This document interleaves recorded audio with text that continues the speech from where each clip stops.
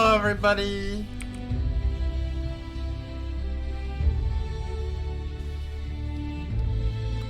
Time to start stream number 4.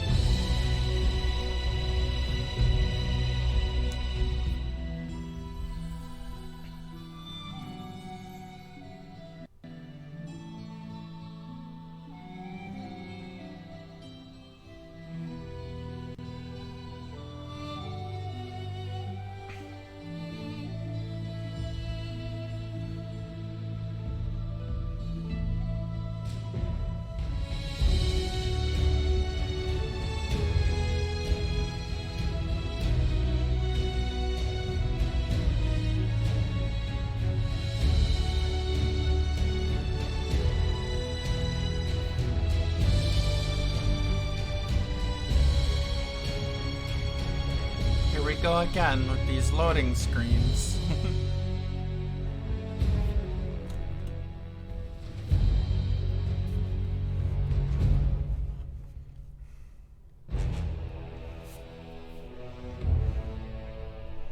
Are you calling Allie fat? Don't call Allie fat.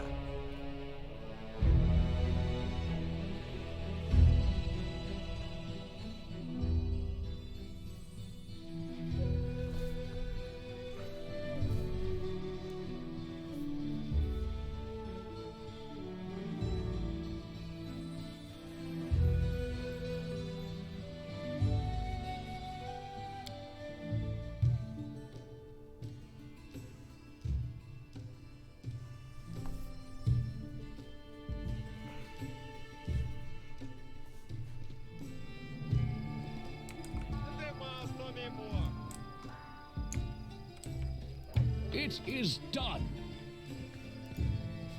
So if you remember correctly, last time we got the larger bag of holding. And we're broke now. We only have 840 gold left. But I think it was worth it, because now our weight is only 53 pounds compared to the hundreds that we had before. And also, I found out there's another bag of holding we can get that'll reduce it by another 100 pounds. But it costs another 2,500 gold, so we'll have to earn some money first. Let's go to the tavern and see if we can find that tiefling chick.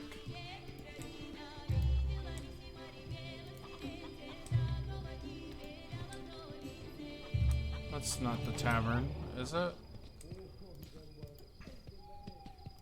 Onwards.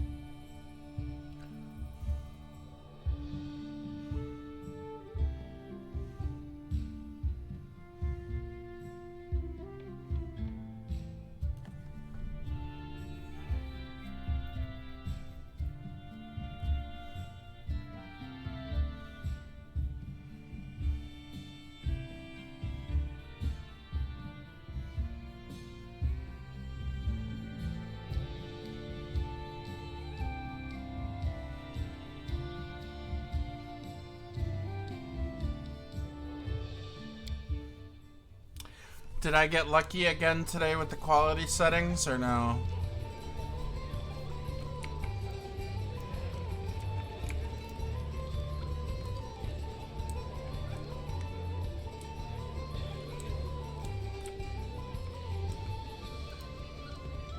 March on.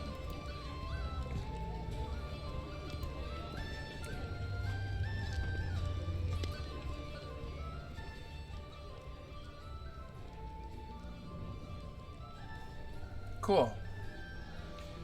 Behind the inn's bar stands a young woman with curly red hair, a round face, and rosy cheeks. She gives you a friendly smile, fixing her cap. It's so nice of you to stop by, Your Grace. I'm Alina, the innkeeper. Tell me about yourself. I'd be happy to, Your Grace. I love to talk, especially about myself. Where are you from? What land? Which family? I hail from the River Kingdoms, our tomb to be precise. I'm from a farming family, just about everybody from around there. There's more fertile land and pasture there than anywhere in the River Kingdoms, except for maybe 7 Arches. The folks who grow crops and tend cattle are well respected there, but at the same time they live in constant danger. There's too many bad people. Too lazy to work all day, but don't mind taking other people's things. Why did you decide to become an innkeeper? I was bored. Please don't get me wrong. I was fine at Father's farm, and I've got nothing but respect for farmers' work. But in our back country, you could go half a year without seeing one new face. No news, nothing happening. I've dreamed of working at an inn since I was a child. That's the kind of place where there's always lots of guests and stories. Where does the inn's name come from? Oh, don't ask. It's too funny. I kept thinking about what name to pick, just choosing the right one, but not one to waste time. I drew a beer mug on the door. I figured folks would just see it and come on in. So the locals got used to calling the place the Beer Mug Inn, so the name stuck. Tell me about the River Kingdoms. A month wouldn't be long enough to tell it all, Your Grace. Each kingdom is a special place, all its own. Elves live in one of them, another one, half the country belongs to the Murderers Guild, and the other half gives them their orders. They say they even get locals discounts. There's just one thing that unites us all, like a strong thread that keeps a quilt together. It's the 6 River Freedoms. 6 River Freedoms? Yes, the first freedom, say what you will, I live free. It doesn't mean you won't get beaten up for what you say, though. The second freedom, well, if you can call it a freedom, oath breakers die. Those who break oaths get killed just like that, so people prefer not making any oaths at all. The third freedom, walk any road, float any river. Once the ruler of Haybar decided to build a gate across the river and collect a fee from each passing boat. Well, there's no more Haybar. The fourth freedom is even worse than the second one. Courts are for kings. Whatever a king says goes. Well, as long as he doesn't say to build a gate across a river. Now, for the fifth, slavery is an abomination. Nothing to explain there. Runaway slaves from all over come to us for a reason. And the sixth, you have what you hold. It means that theft is a much worse crime than robbery. If you catch my drift, you can honestly beat a robber and keep what's yours, but a thief acts on the quiet. Shame on him. That's just disrespectful. Thank you, Alina. We'll discuss it another time. Show us what treats you have. I can get camping supplies from her. Cool. Let's get some flour.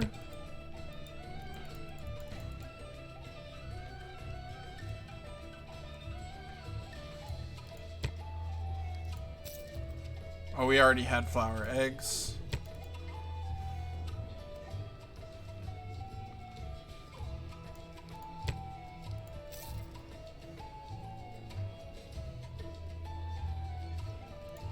Cheese. Okay.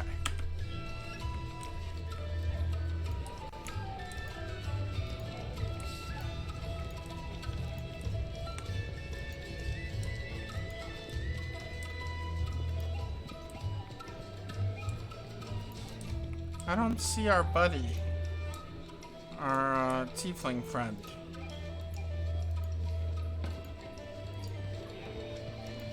Not tiefling. Yeah, tiefling.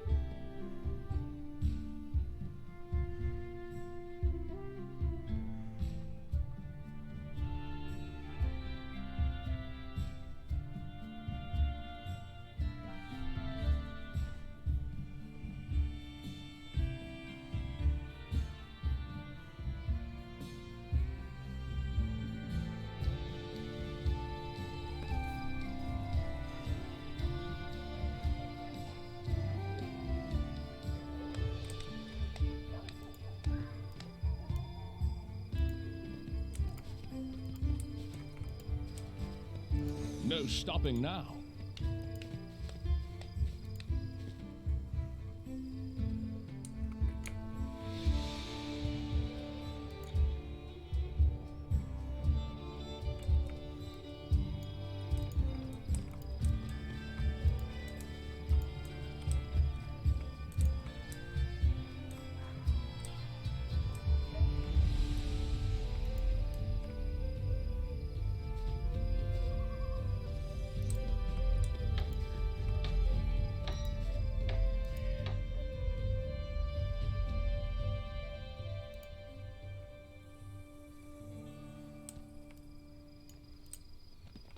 It is done.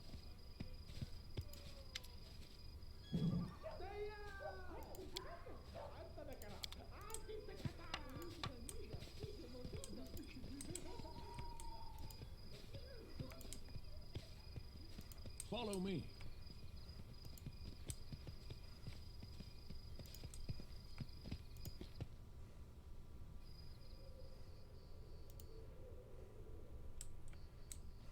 No stopping now.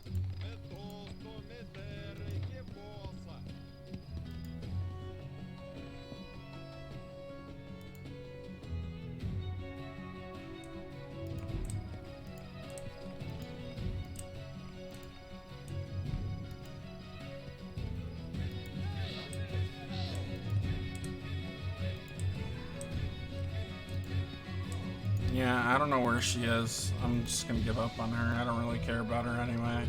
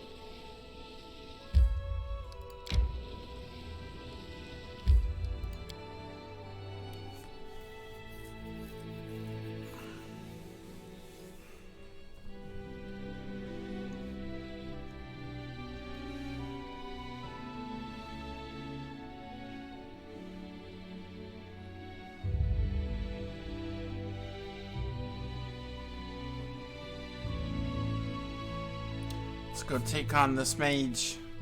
Find out what's going on with the troll invasion.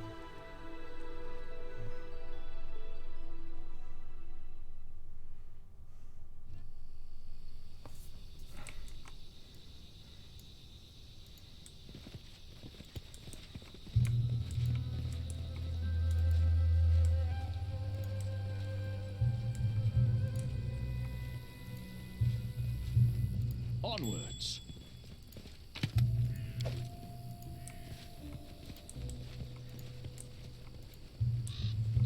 Somebody save me! I see something.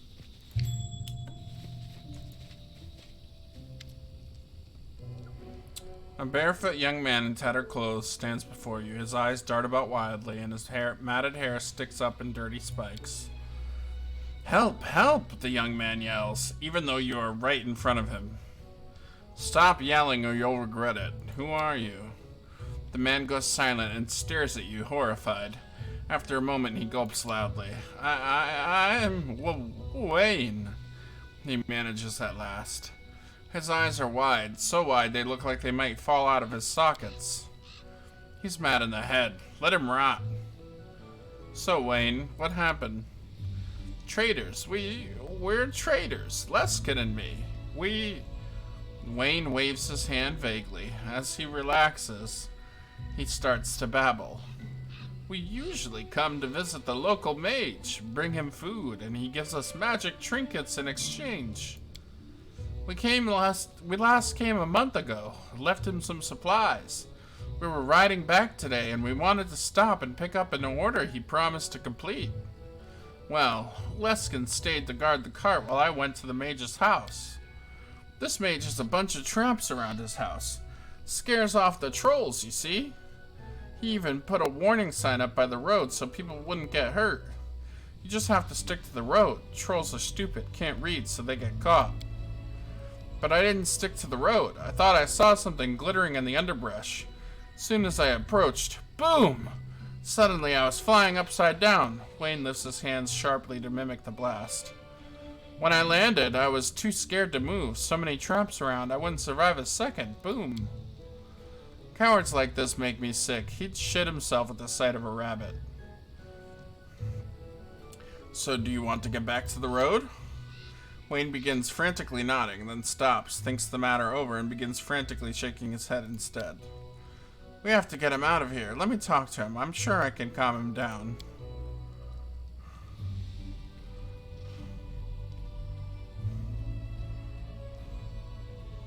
Alright, Octavia. Try to calm him down. Thank you for trusting me. I can get through to him. You'll see. Octavia approaches Wayne and touches his hand gently. Wayne looks as if he's about to yank his hand away, then suddenly relaxes. There now. Nothing to be afraid of. Everything's going to be all right. I'll lead you to the road. Come, let's go. Come on.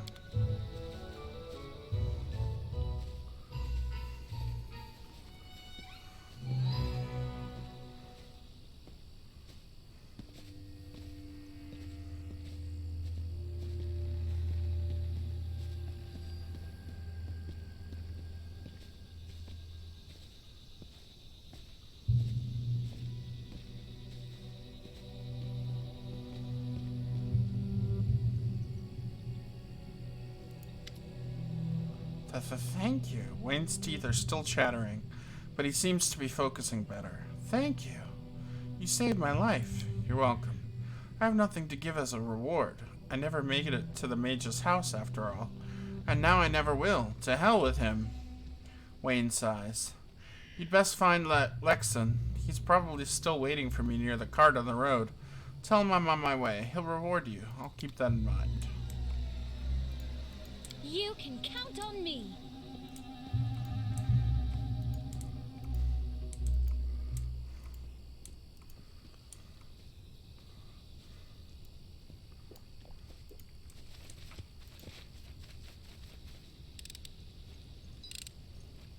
Applause, please. March on.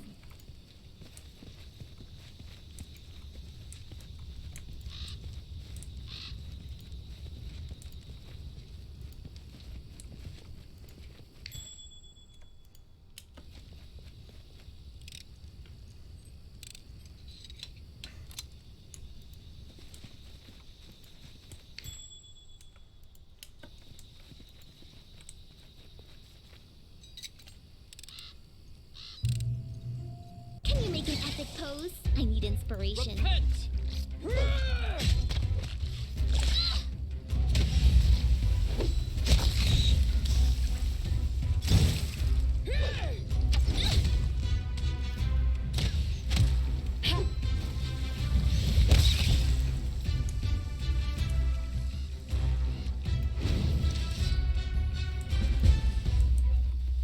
It is done.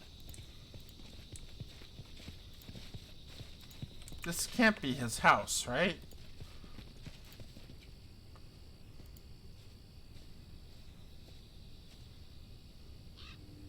Need key. Oh, look!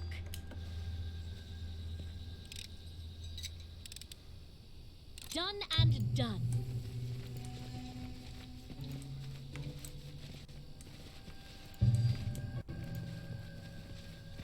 And then our leader charged forwards. Hey, wait for me!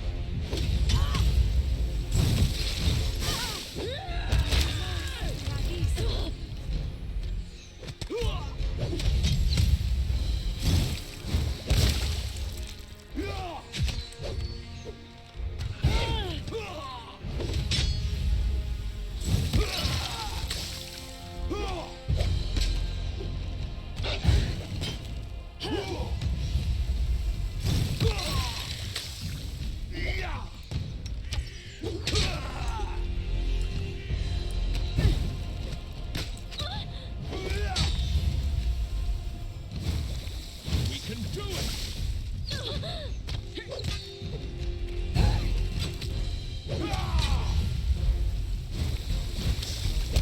What's that?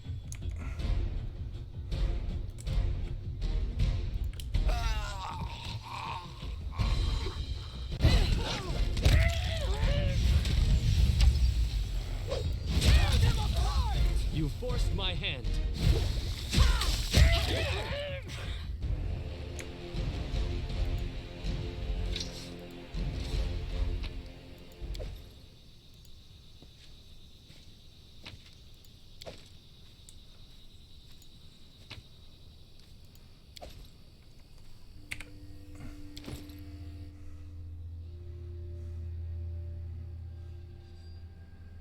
Ooh.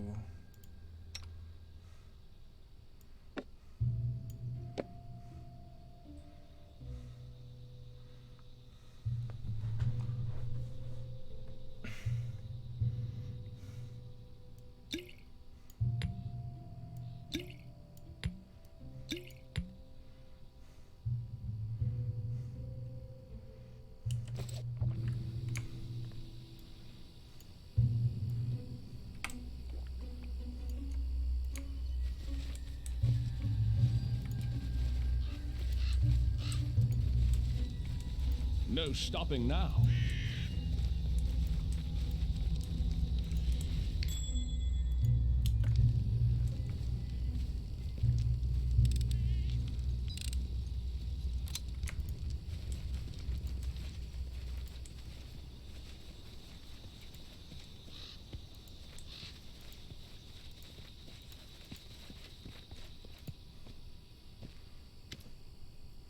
A middle-aged man stands before you. His clothes are not too gaudy, but tasteful.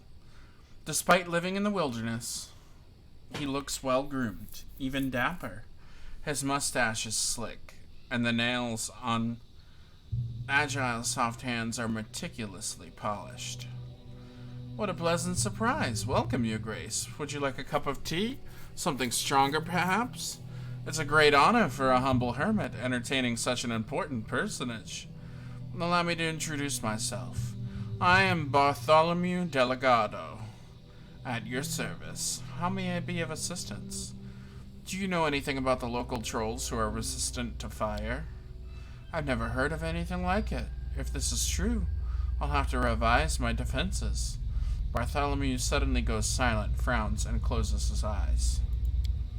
Your Grace, I'm afraid we must intermit that conversation for now. A moment ago, a troll was caught in one of my fire traps, and it was unharmed. I suggest that a chance to explore its corpse would better equip me to answer your questions. My liege, I humbly request your protection. Please follow me. Lead the way. I shall end this suffering. Alright, everybody. Try to make this swift. Let's go with the acid spells.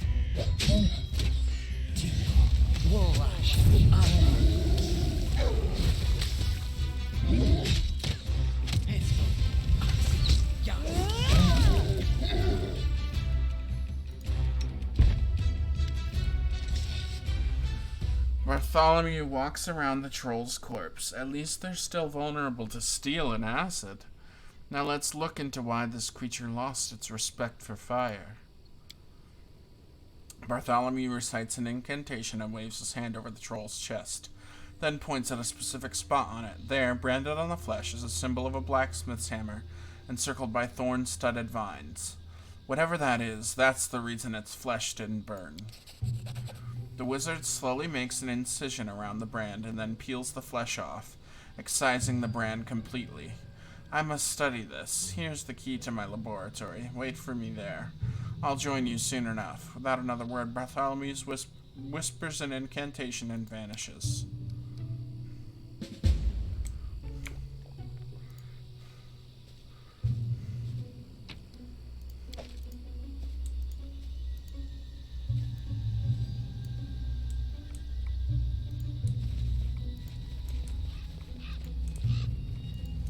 Check that out.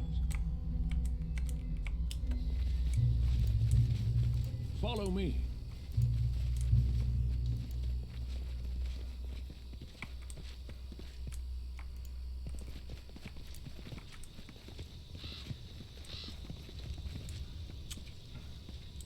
Oh wait, he gave us a key. That's probably to that shed or whatever.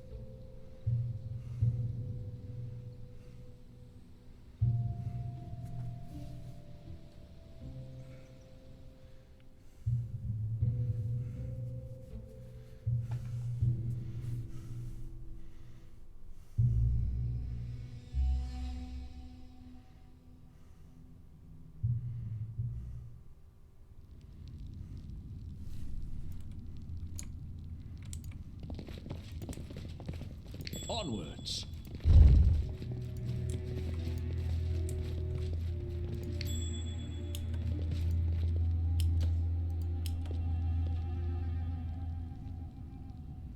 I did as you asked.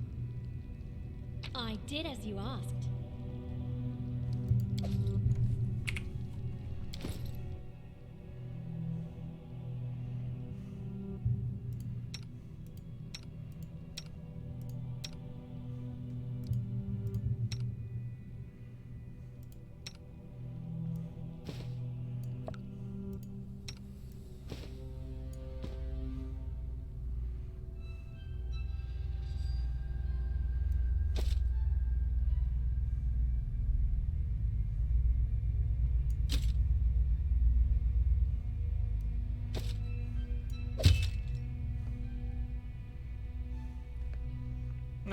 I'm not sure.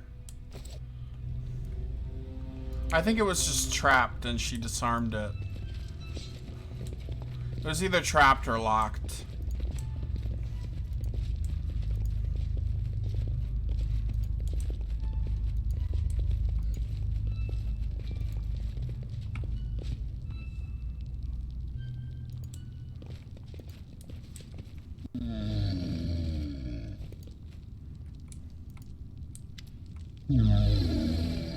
Borball.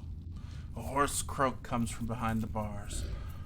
Borball, the troll sitting in the cage, is so thin you can see his ribs through the skin.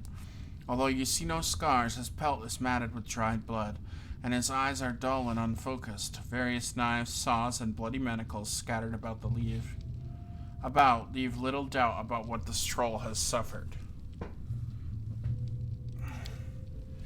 Borball, the troll croaks through clenched teeth. Kill me. Enough. It hurts.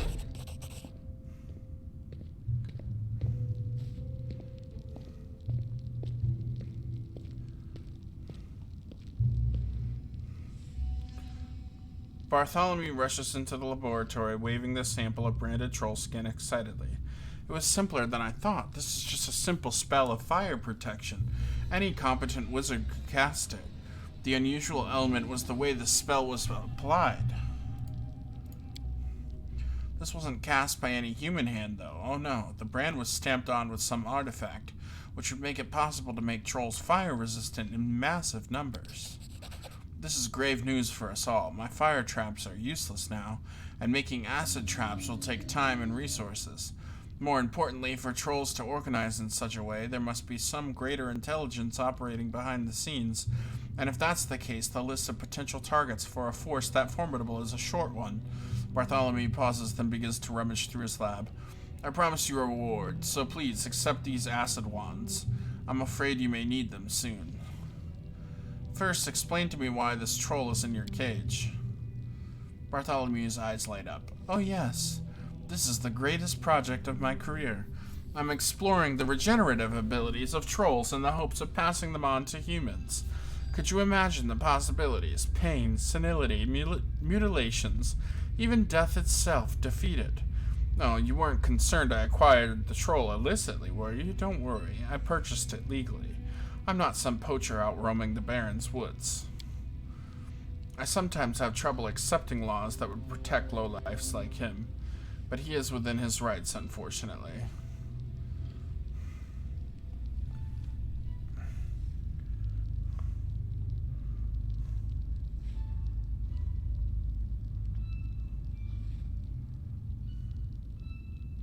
This is reprehensible. I don't care how you acquired this creature. I won't tolerate such cruelty in my lands. Kill him, quickly and humanely. What's the issue? This isn't a person. It's a mindless creature who's barely capable of stringing a few words together. You kill them without a second thought, but you would deny me the right to experiment on it for the sake of science? This is barbarism, despotism. You have no... The wizard stops abruptly. Valerie frowns. These experiments are deplorable, but the law is with him. If you are a baron, not a bandit chief, you have no right to interfere.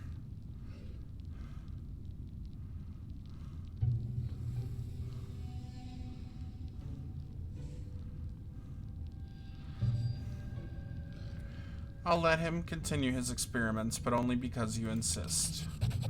Valerie smiles at you sadly. The ruler's path is complicated, Narian. I admire your resolution in the face of such dilemmas. Bartholomew bows. Thank you, Your Grace. You won't regret this decision. Octavia glares at you, then turns her glare to the wizard. It's wrong to torture a living creature. It's just not right, she whispers, turning away. Oh, we made a bad choice. Octavia's sad. She's mad at us. Oh no. Can I, when was the last save? Oh, it's fine. It's fine. Can we talk to him and change our minds?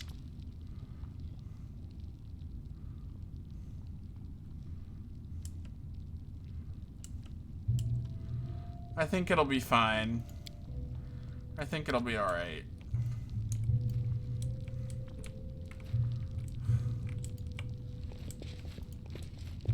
No stopping now.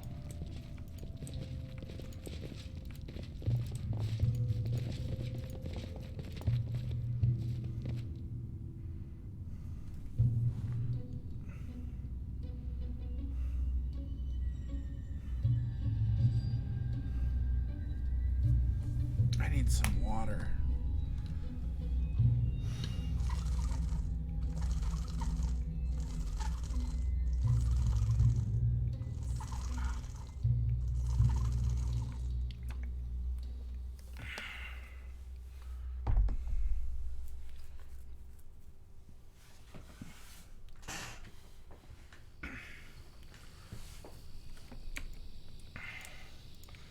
Alright, let's get out of here.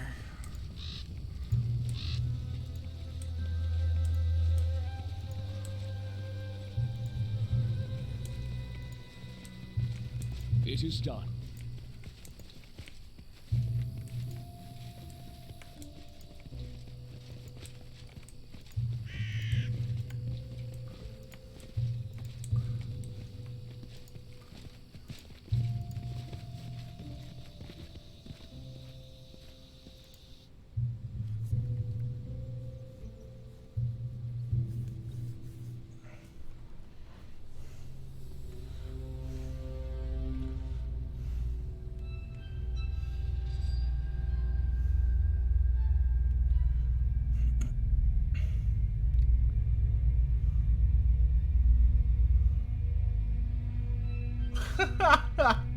No, I'm not gonna do that.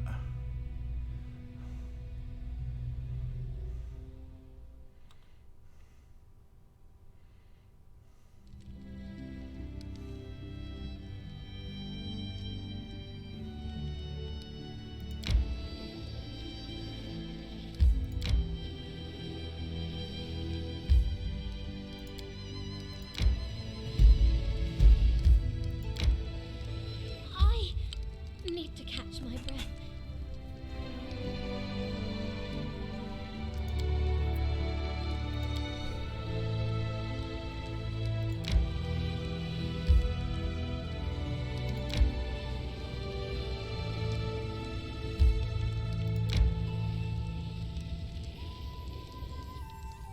We should gather our strength.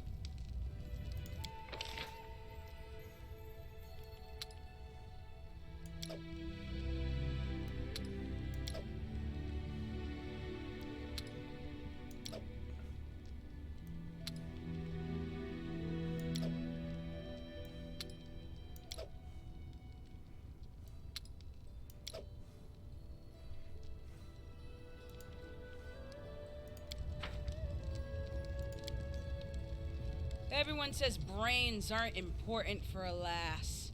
And they're right. A woman needs a bicep, that's what.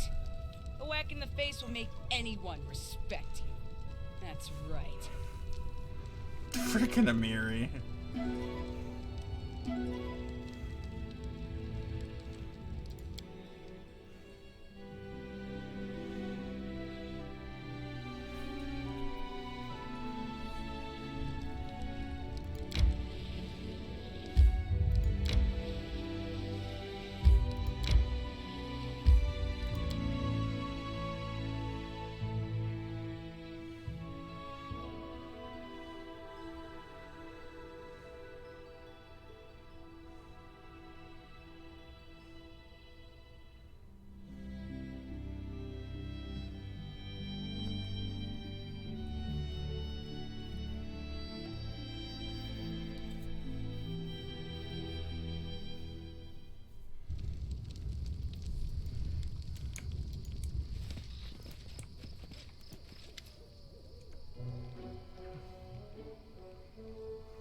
Hey, you all are leaving some for me, right?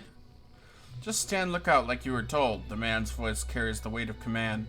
He seems to be the leader of these bandits. His bushy beard is matted, and remnants of the last day's meals are still evident in it. Quit your whining. We always take care of our own, don't we? Says a disheveled, rotund woman with a round face. Ha!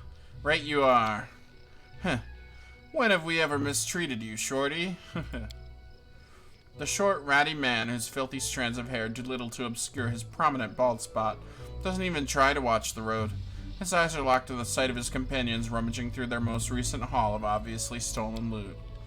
The bandit leader looks up and jumps with a start when he sees you, his sole eye wide in disbelief. Shorty, you ass! You were supposed to watch the road! Shorty spins to face you, finally noticing your presence. Hey, someone's coming! Grab your blades! He yells belatedly. Hey, hold on, everyone, the bandit leader says as he sheathes the sword he'd drawn just a moment ago. And Shorty, stop your foaming. Look here, this is our glorious Baron himself. Come on now. Bow down, everyone, bow down.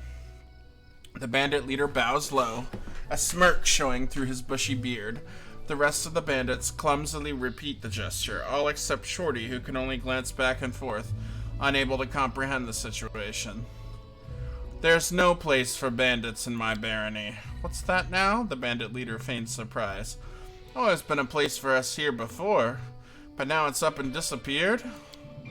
We'd been associating with the Stag Lord's band, but since you went and beat the stag out of him, we're left on our own. So now you ought to take us in, your grace. We'd be even better with a strong leader. I don't deal with scum. Strike with all your might!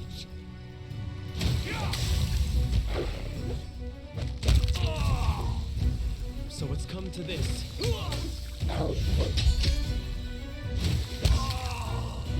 Consider provoked.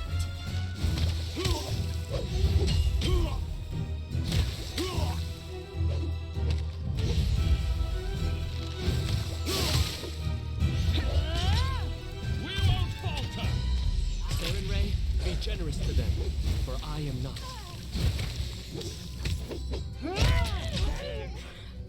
This is for you! Serves you right.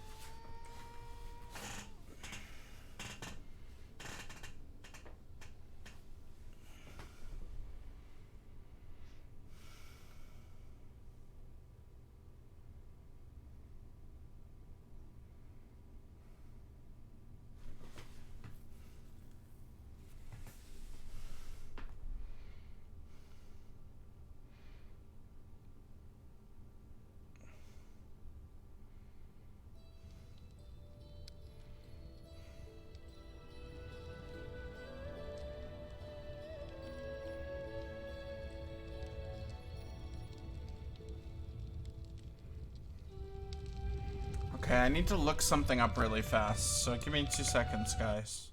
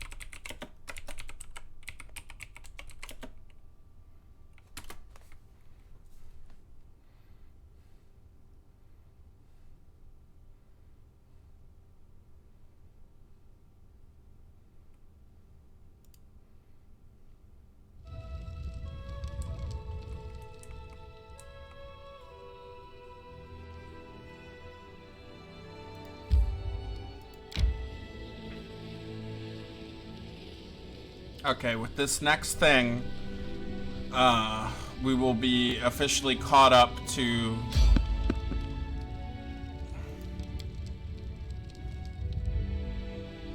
Uh-oh. This isn't good. We're fatigued.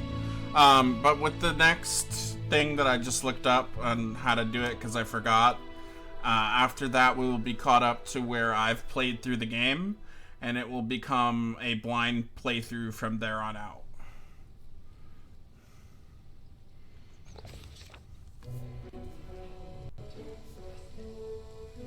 We saw something that probably no one else had ever seen before.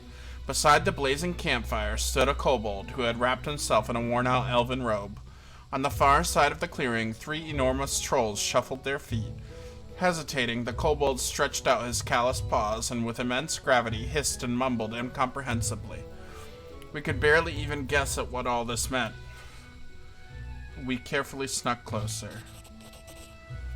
Hiding behind the elm trees, we kept close enough to hear the mysterious kobolds mumbling.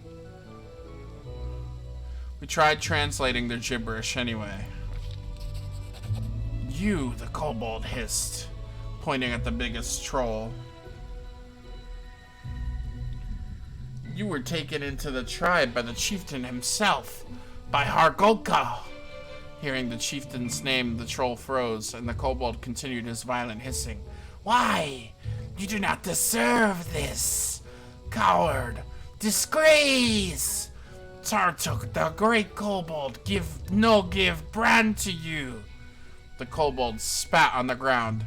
You shame the tribe! Shame all trolls! With an angry growl, the troll stepped closer to the fire.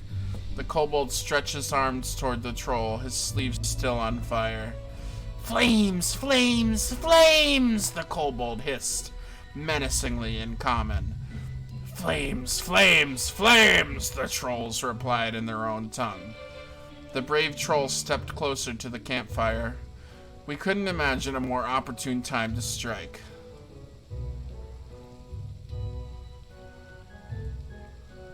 We took the trance and tried pushing the brave troll into the fire. Oh, failed. May as well have tried moving a mountain. All we managed to do was anger the huge troll. We had a fierce battle ahead of us. Great, and we're fatigued. Oh, great. You deserved it. Acid arrow.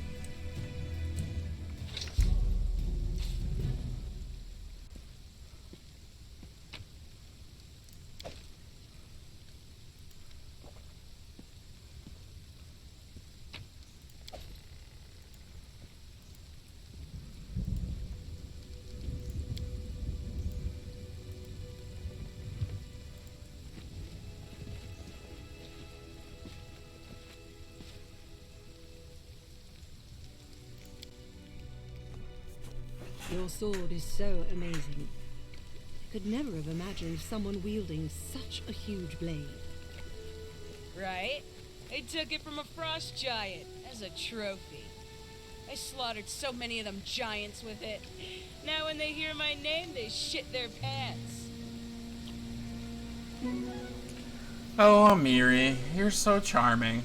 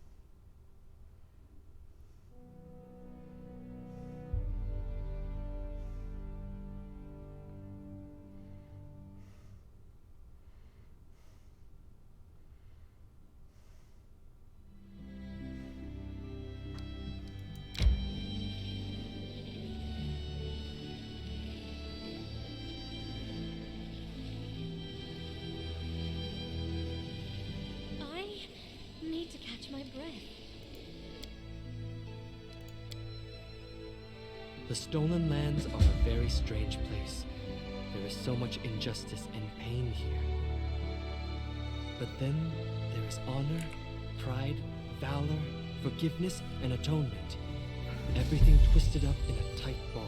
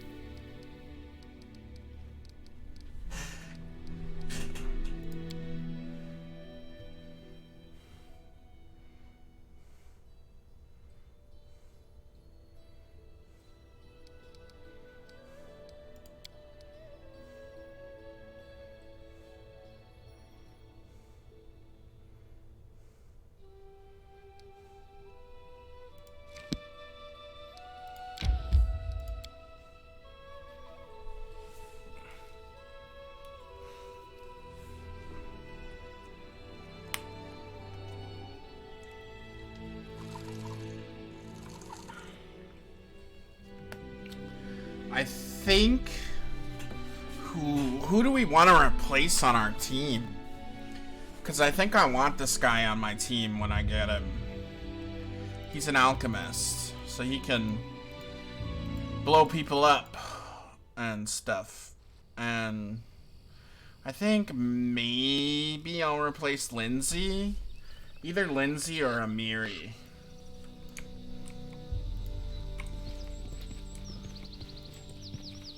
March on. I'm not replacing Octavia. She's like the only person I'm definitely not replacing. And probably Tristian. Blood for Gorum!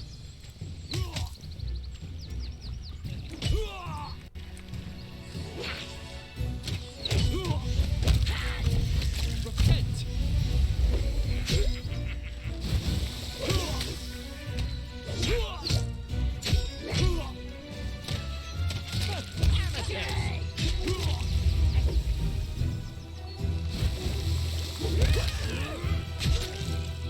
You forced my hand.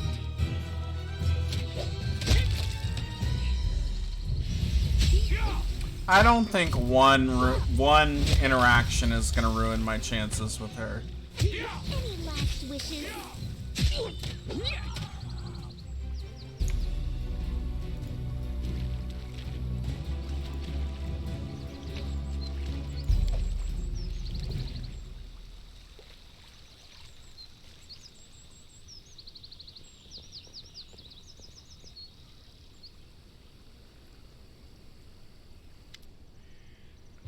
So, the gnome invites some of his friends. Stupid, slow, sluggish gnome. Gnome. Stupid. There's a purple kobold on the riverbank who looks just like your old acquaintance, Tartuccio. Kobolds want this card. Kobolds shall have it.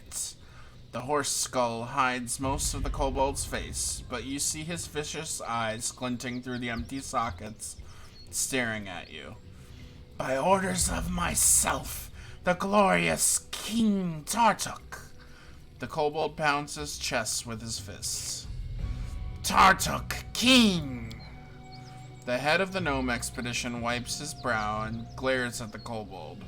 This bastard was the one talking our ears off while the rest of them were trying to steal our cart. King Tartuk! The gnome looks at you and winks. What do you say, a bit of regicide?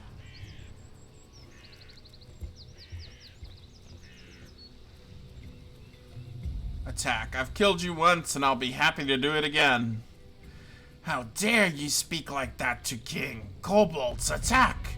Sure does! Sure does! Sure does!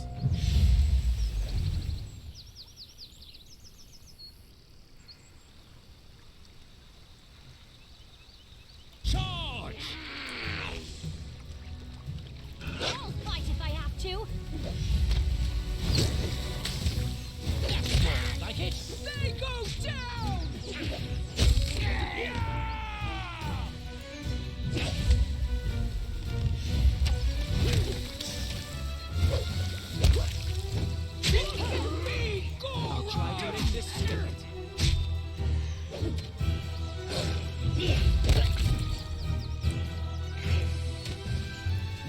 Do it.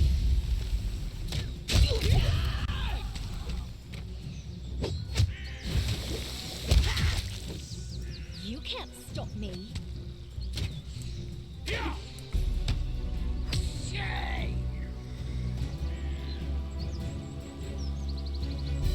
See you soon enough. This is not over.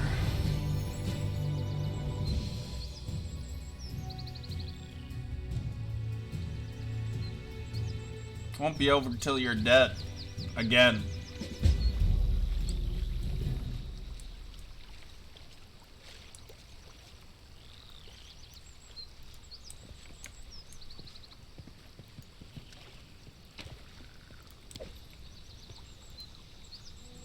This is my path.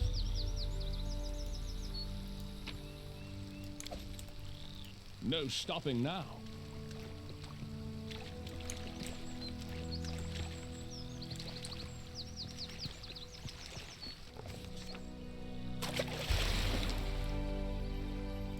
One of us tried to jump onto the cart to untie the ponies still standing in the water.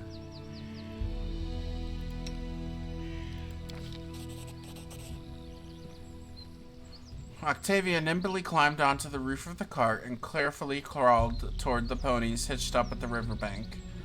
The ponies seemed to be relieved to feel a firm hand holding the reins again. They calmed down at once and allowed themselves to be unhitched. In just a few moments, they were standing back at the ford, ready to pull the cart from the river. While the gnomes were busy fighting the kobolds, furiously cursing and diligently punching their unwelcome guests right in their dragonish snouts, the cart was all but forgotten. The unwitting cause of the fight, it was being dragged away by the scared ponies when it slid down the ford, sinking all the way up to the coachman's seat in the river.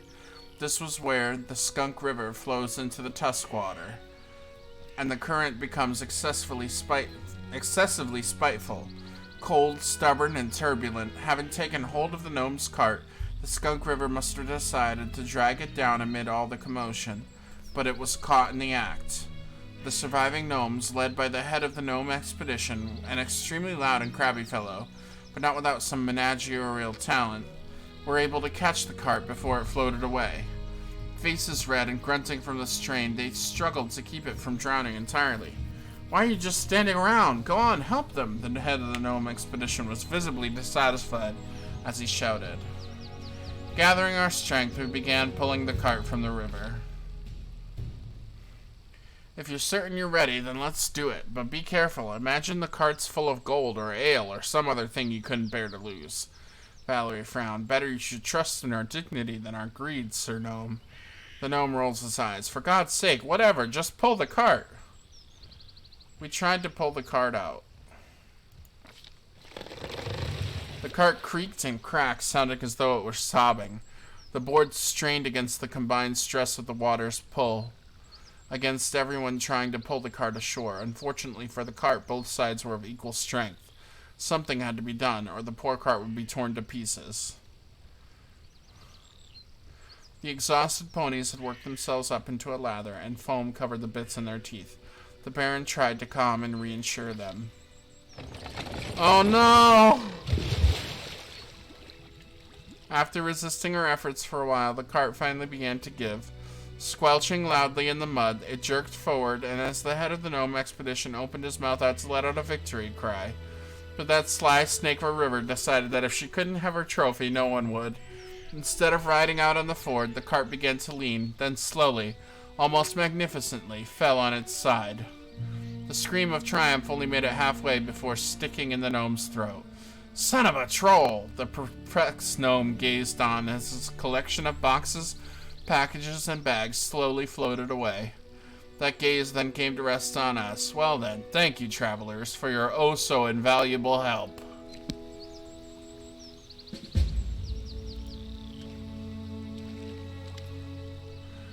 The gnome that stands before you wears dirty, ragged clothes. They used to look stylish and wealthy long ago, but those times are long gone.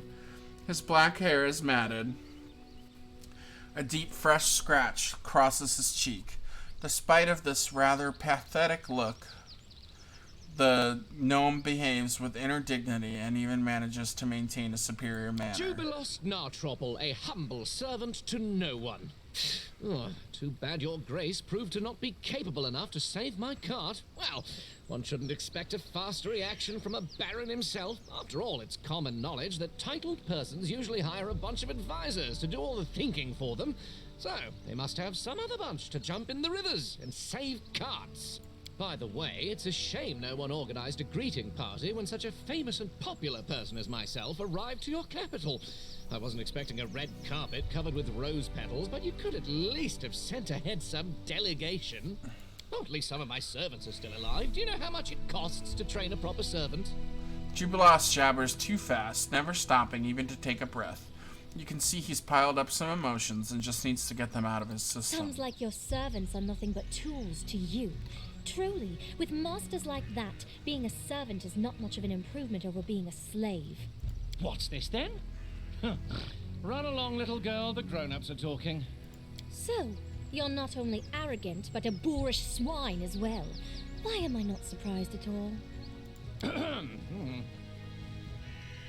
Also, while I'm on that, I'd like to make an official announcement. The roads in your barony are in terrible condition. People must search for wading fords to cross the rivers because no one had bothered themselves with building bridges, and honest travelers have to take the risk of being attacked by kobolds at any moment. So, how did you say your barony was called? Oh, whatever, never mind. When I draw the map of these lands, I will call them the End of All Roads. Dirt Beyond. I guess it's a fitting name. The gnome fell silent at last. He just watches you with his shifty eyes, opening and closing his mouth as if he wants to say something more, but hasn't come up with anything yet. You think too highly of yourself, Sir Gnome. Behave Oh, hey, with dignity Scruffy. while you're on these lands. Oh, I see. The very spirit of knighthood embodied. So, what do you propose me to do, Sir Knight? Should I lie? By no means. But you shall not be so blunt. I bid you to express your opinion in a more courteous form. Your problem, Sir Knight, is that you worry too much about form and appearance. Unsurprisingly so, considering your pretty face. As for me, I worry solely about the content. Valerie blushes even more and turns away.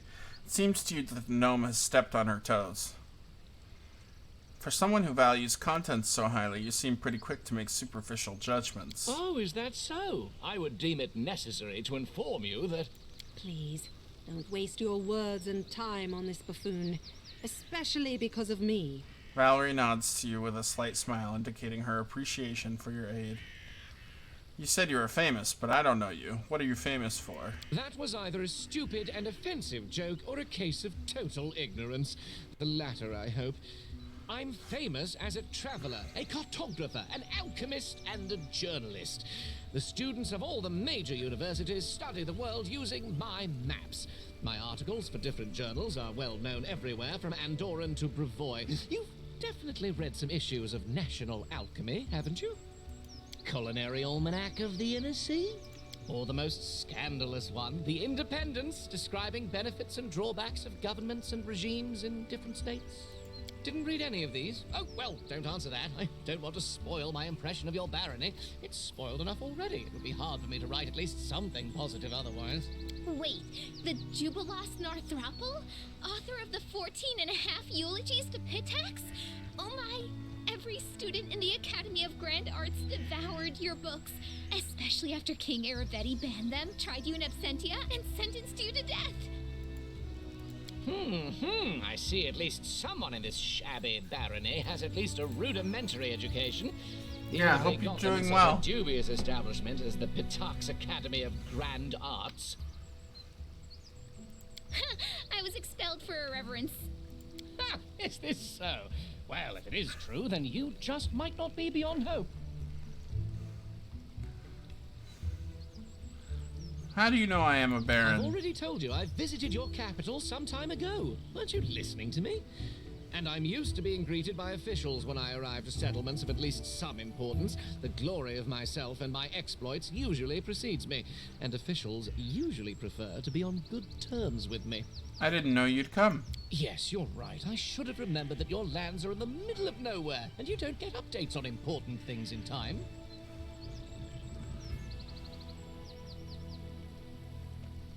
So what happened here? My party and I set up camp at the bank of this river. We'd just finished kindling the fire when that purple bastard appeared. You know what he told me? He introduced himself as the king of the kobolds and told me he needed our clothes because he wanted to dress his subjects properly, you see, as long as they've established the kingdom of their own. That's literally what he said. I wonder, where did he learn the words? Obviously, I told him to buzz off. Some kobold wants to strut around wearing the clothes of the great cartographer Jubilos Nartropple. No way.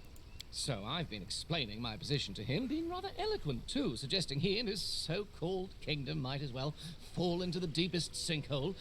But in the meantime, I've noticed that kobolds have already started to untie my cart. Well, I called my men to keep the cart safe. They couldn't guess what to do on their own, just stood there with their mouths ajar. Then things heated up as the fighting started, and while we were fighting, the ponies dragged the cart to the river. Stupid animal. So what is such a famous person doing that far from I civilization? pursued two objectives. The first is to write an article on this new barony of yours for the Independents. The second is to draw a detailed map of the stolen lands. Before this barony appeared, it had been too dangerous to come here, but now an opportunity has appeared. Thanks to you, I must add. So, as you can see, the freedom of speech sometimes grants positive comments too. Anyway, I'm almost done with this journey. My article is practically ready, so is the map. All that's left to do now is to find an old dwarven outpost established here several centuries ago. What is this dwarven outpost you're searching for? Your ignorance is stunning. You create a barony, and still you know nothing about the lands you own. I'll have to enlighten you on the subject. You see, long ago there was a dwarven trade route crossing these lands. It connected Five Kings Mountains and the north. The route was so important to the dwarves that they were generous enough to set a number of outposts along it, manned with armed guardians to provide protection for the traders. One of these outposts must be somewhere nearby, lost and completely forsaken, but nothing can avoid the watchful eye of the great cartographer Jubilos Nartropple. I will find this outpost, and I will mark its location on the map. You can trust me on that. Tell me, is this old dwarven outpost abandoned? Is it possible it's now used by trolls as a lair, for instance? Why not? Dwarves like being underground, trolls like being underground too. It's quite possible after dwarves left, their warm and cozy place fell into the hands of less attractive creatures. I'm looking for the troll's lair. Maybe we're looking for the same place. Let's join our efforts and start looking together. You seem to be a capable companion. But I'll pass for now. I still have to count my losses after the river took my cart and all my stuff. Well, if I find this outpost, I'll let you know. Goodbye. I would be grateful. I recruited him the first time. I think I messed it up because I failed to save his cart. I'm gonna load.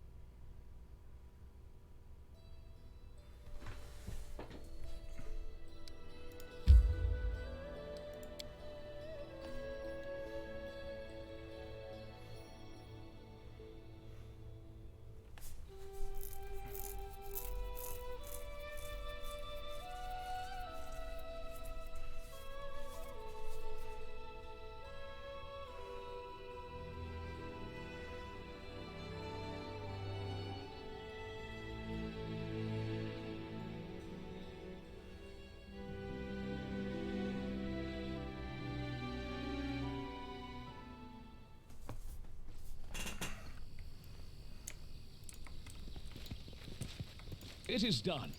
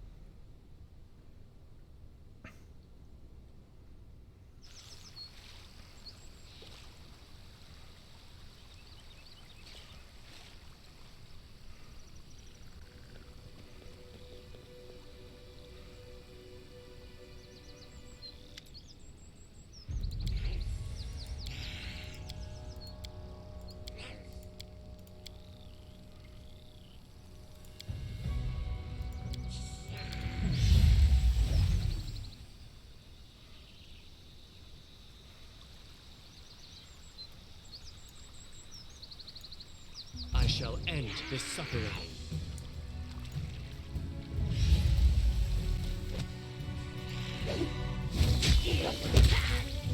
I'll fight if I have to.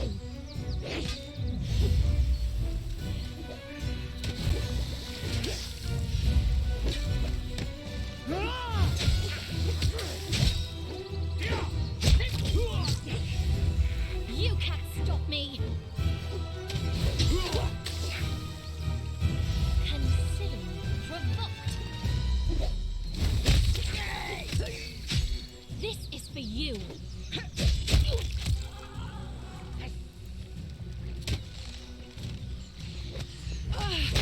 Amateurs! Tear them apart!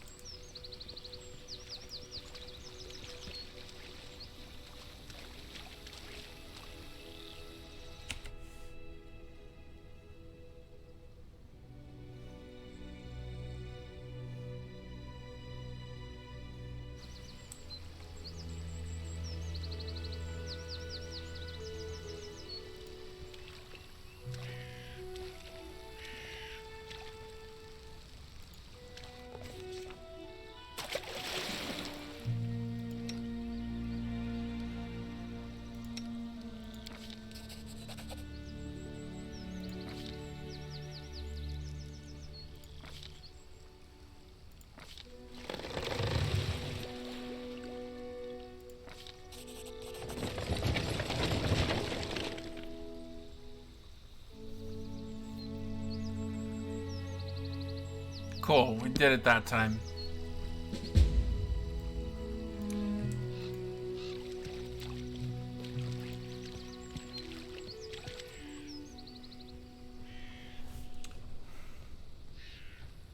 Tubulos Nartropple, at your grace's service. Your help with these kobolds and my almost drowned cart was timely indeed. By the way, it's a shame no one organized a greeting party when such a... at least some of my servants... Sounds like your servant. What's this then? So, So, how did you say your baron... You think too highly of... Oh, I see. By no means. Your problem, Sir Knight, is that you worry too much about... Oh, is that so? Please, don't waste your words and time on this. That was either as culinary or the most... Didn't read any of the... Wait. Sorry about this, guys. It's just I've already I've visited your... Yes, you're right. I've already should been remember through that all your this, lands are so... in the middle of nowhere, and you don't... My party and I sat... You know it. So I've been explaining my position to him, being rather I pursued to... Anyway, I'm almost done with this journey. Your ignorance, you see. One of these outposts must be somewhere. Why not? Dwarves like big... Well, you proved to be a... Okay, we recruited him that time. Now...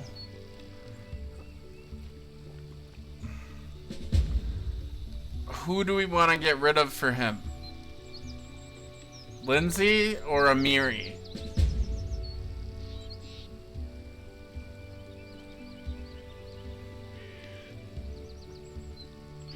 I'm thinking Amiri. Because I already have Cinny and Valerie to be my melee.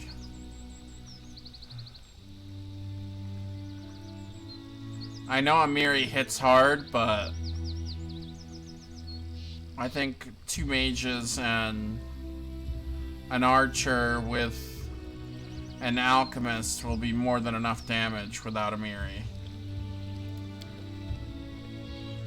Yeah, let's get rid of Amiri.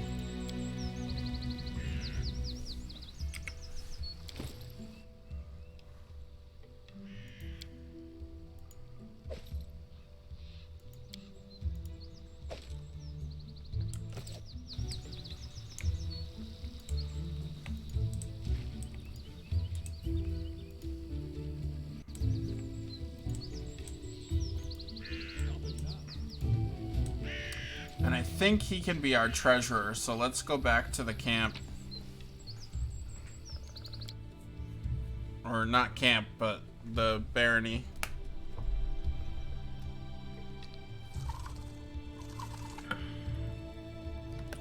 See if we can't aside him.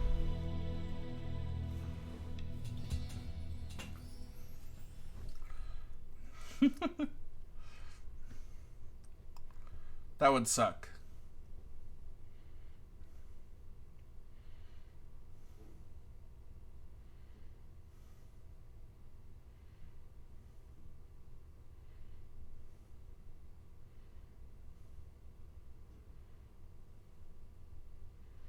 If you're enjoying the content, please don't forget to follow.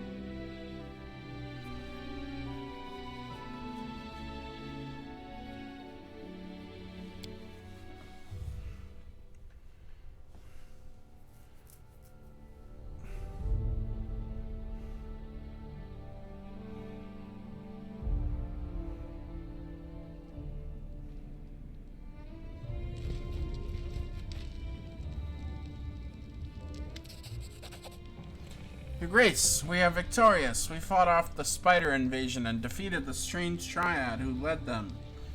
As a sign of gratitude, your subjects have a special reward for you. Ooh. I wonder, was this flood of spiders truly caused by that curse? I mean, the curse must be ancient and very ominous. The spiders were definitely scary as well, but they weren't ancient and ominous. I agree with Lindsay. This does seem strange. Seems more like the plot of an insane dryad than a true curse. Then how can we explain the dismal atmosphere on the bald hilltop? The pressure both of us felt there, Jode. Maybe the curse drove the poor Dryad insane, causing her to lead this spider invasion into the barony. Tristian shakes his head incredulously.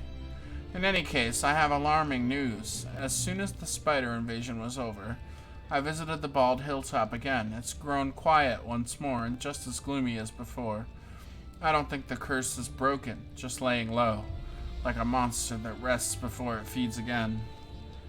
How much time do we have? Oh, a fair amount. I'd say half a year, or even more. Now that the bald hilltop is quiet again, I can barely feel its evil will. I'm sure we'll have enough time to prepare for the next attack. I want to deal with this problem once and for all. What do you recommend? Yes, let's level the bald hilltop to the ground and put an end to the curse. I doubt we will be able to defeat it in such a straightforward fashion. The heart of the curse is undoubtedly centered on the bald hilltop, but the spiders appeared all throughout the barony. I don't think we are going to do any damage to the curse by destroying the hilltop. I would expect exactly the opposite. We'd only provoke it into attacking again, immediately on the heels of the last. No, the best we can do for now is to make sure we're prepared for the next attack. Don't be such a pessimist, Tristian. We might truly be able to overcome the curse, but only by studying it thoroughly. Your Grace, I will gather all the information available on this situation and get to work. Well, let's prepare for the next attack. Very wise. If only we knew more about this curse, we might figure out some way to fight it. New event. Research into the nature of curses. Bald Hilltop. Lindsay frowns. I don't understand. I spoke to the locals. They never had any spider invasions before, and nothing ever happened at the Bald Hilltop before either. Now both spiders and the curse. Right when the new barony appeared on the Stolen Lands. All of this seems highly coincidental.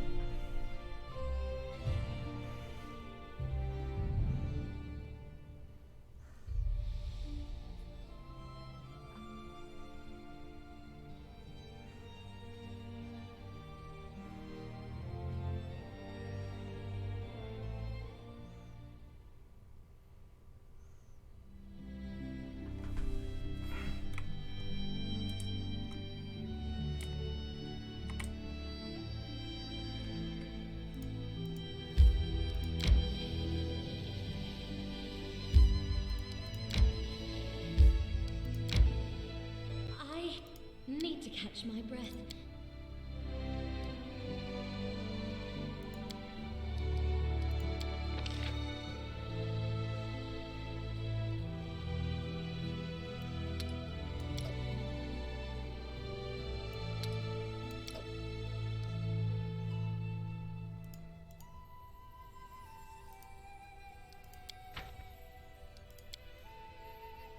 You know, Valerie, I don't think you should have abandoned the Order of the Eternal Rose.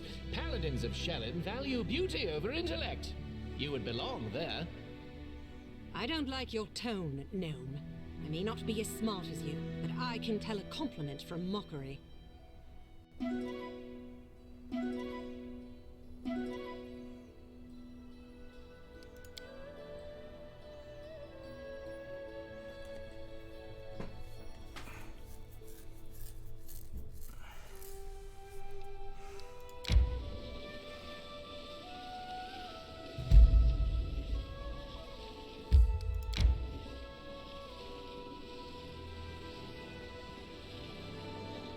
Resting would be nice, don't you think? Most nobles are noble only in words, but you have a noble heart. Thank you. Truth be told, the false nobleness you mean was precisely what I ran away from. Some place where people are tested by their deeds, not by their words.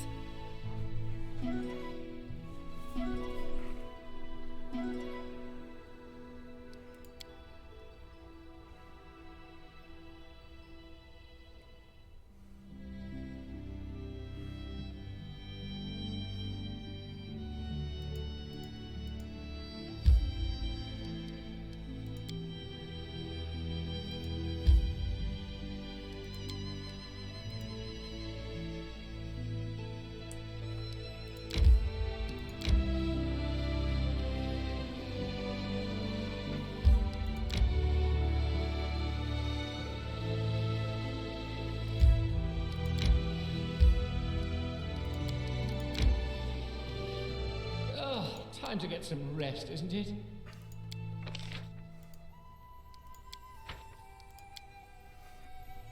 If you want my opinion, you weren't wrong to tear up your suitor's poem. Some verse deserves nothing better. Same for their authors. I couldn't control myself, and control is essential for a fighter. But still, I do not regret what I did. My place was not with the worshippers of Shellin.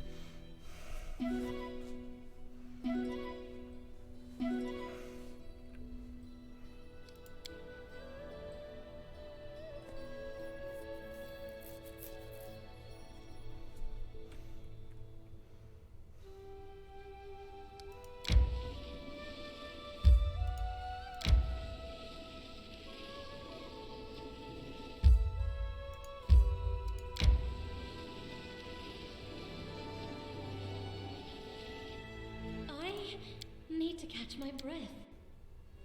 You know, Lindsay, your writing aspirations are quite commendable, but the way you're going about it, without a proper academic education, you'll never rise above writing cheap tales for peasants.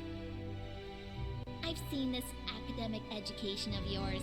A pack of arrogant peacocks trying to outshine each other with their highbrow talk. Hell no. I'd rather write my tales than become a smug toad like those professors.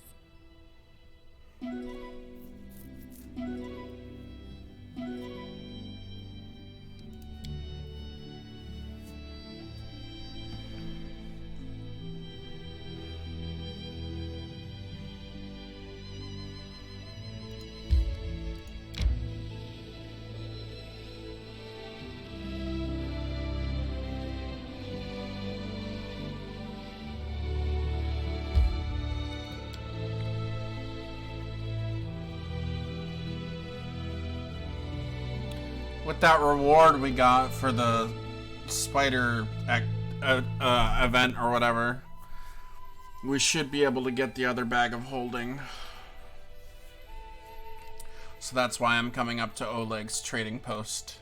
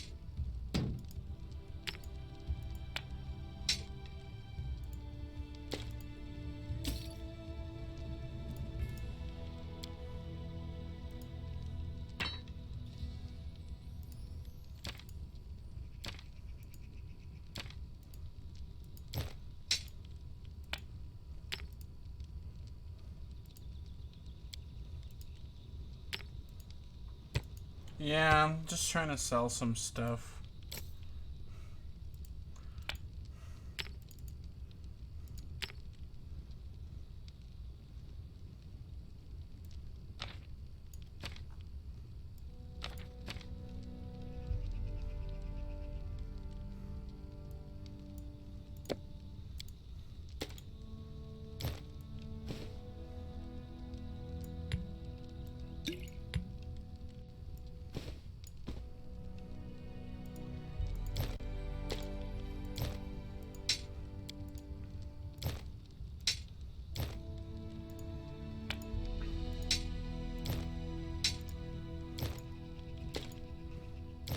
Make some money, you know? I don't want to be broke anymore.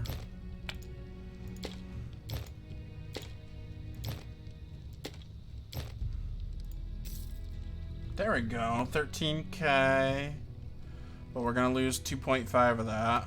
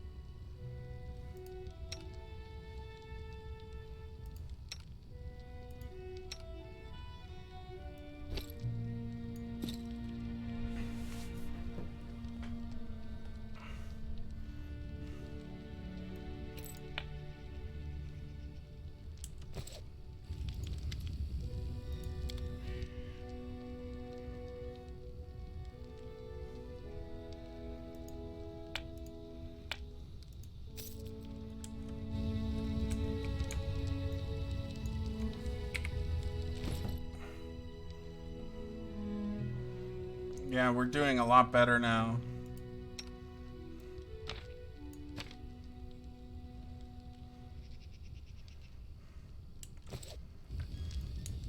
Weight-wise, I mean. With the 2 bags of holding.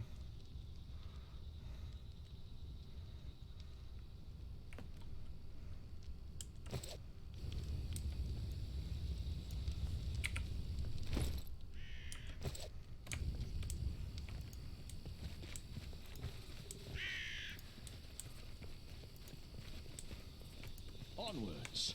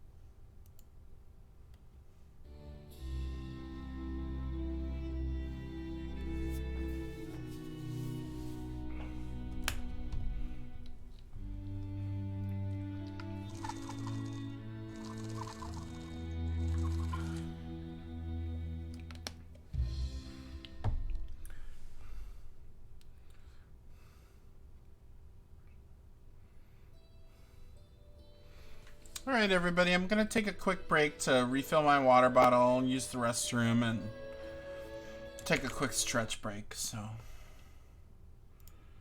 leave you guys with some music.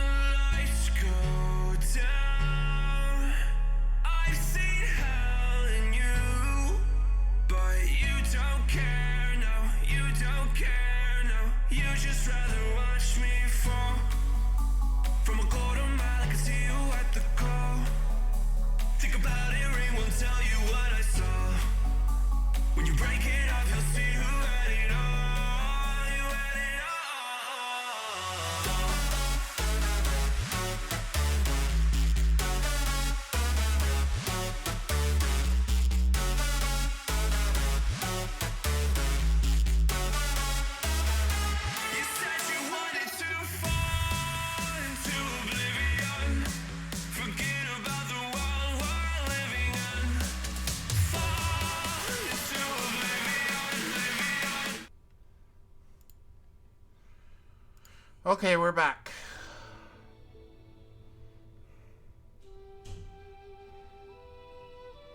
I don't know where to go next.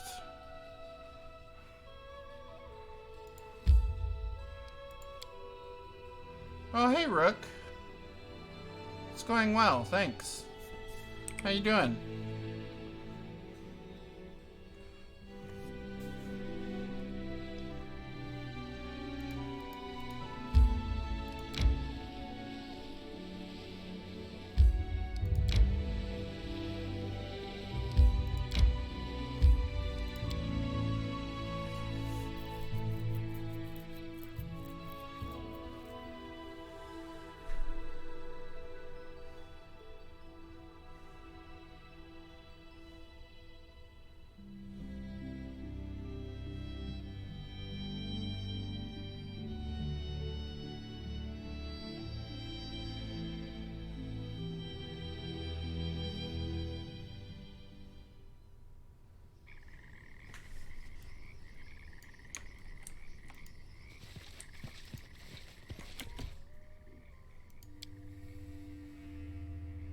Oh, this is all messed up.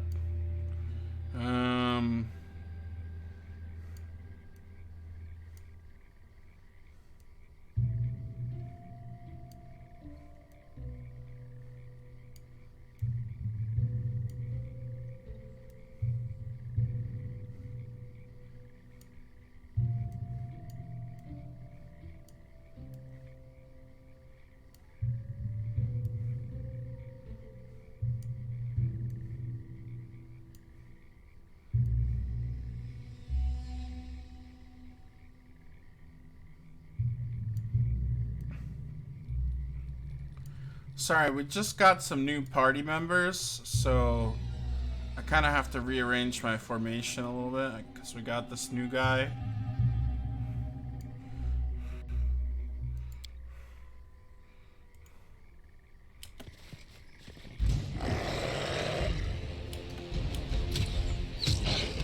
Repent!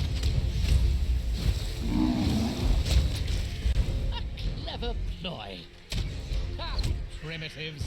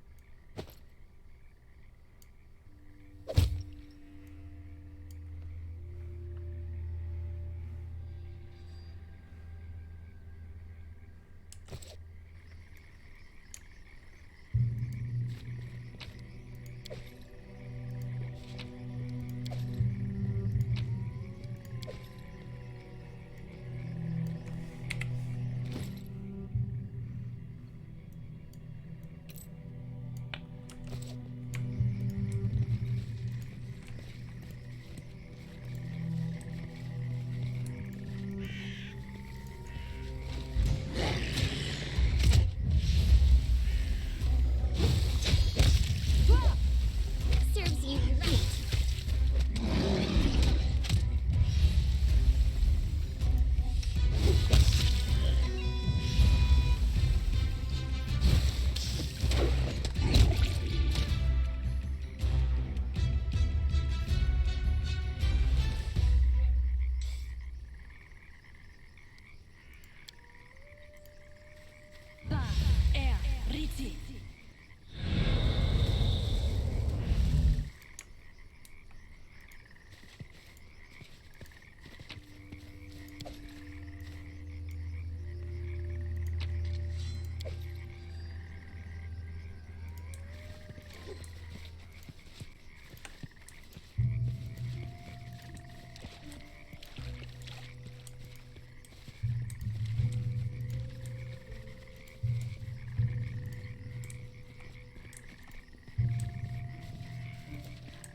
Is that all that's here?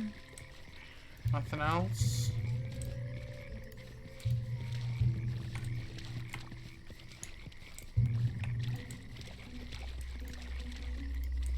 Okay. I guess we'll just leave then.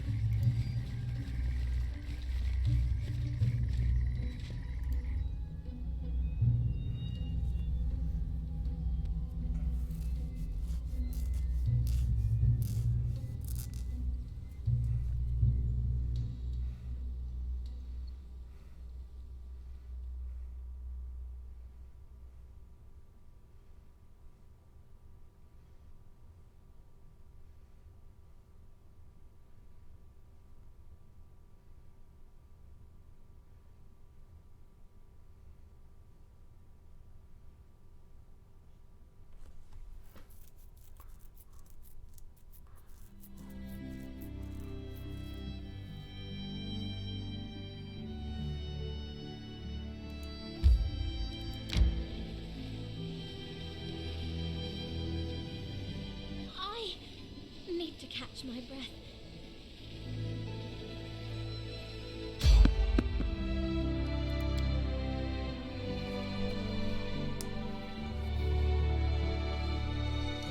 Why does this always happen?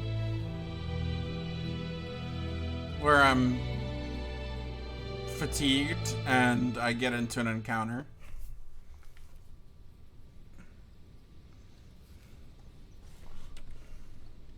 Thing would be nice, don't you think? A rest is in order. I'll fight if I have to. Force my hand.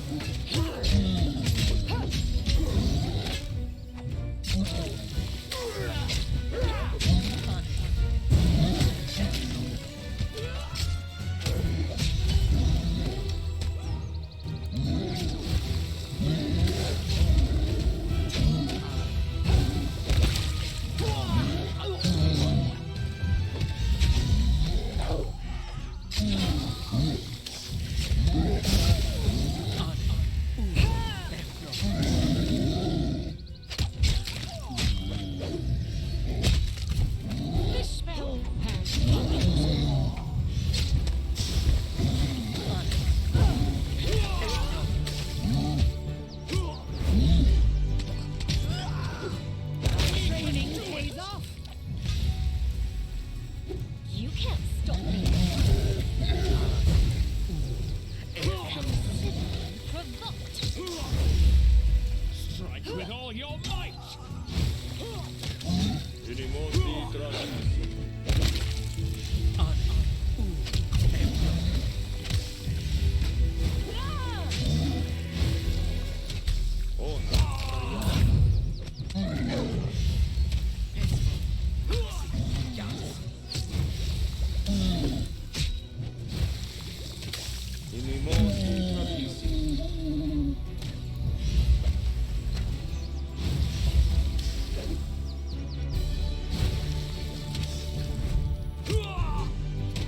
I can't cast it like that. Yes.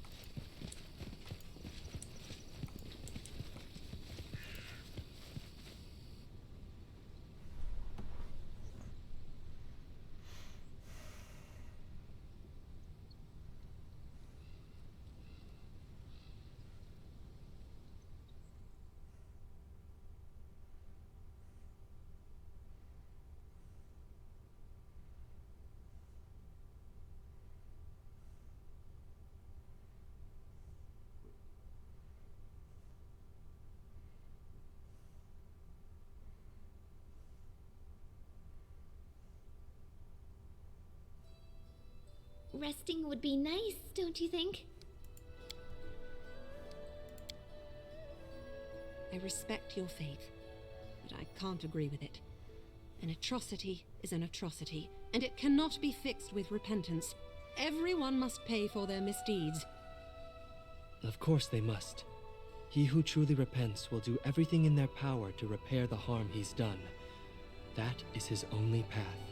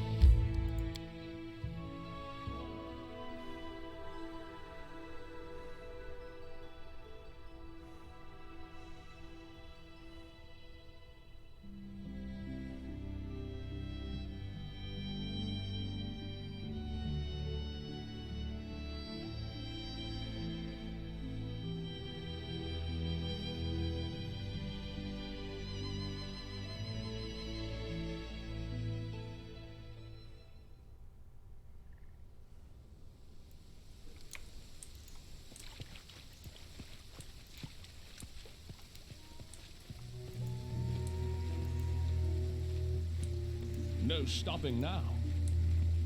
We'll do it the hard way.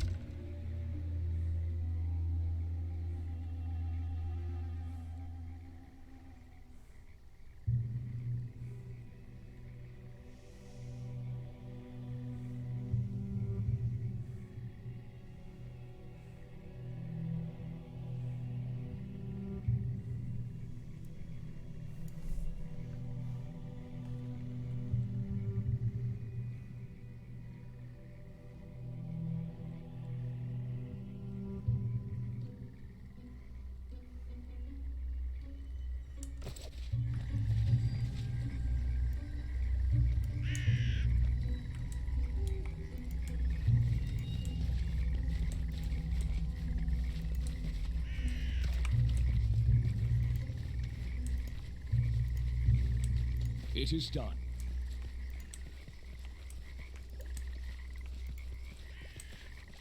It was a little disappointing that that's all there was there.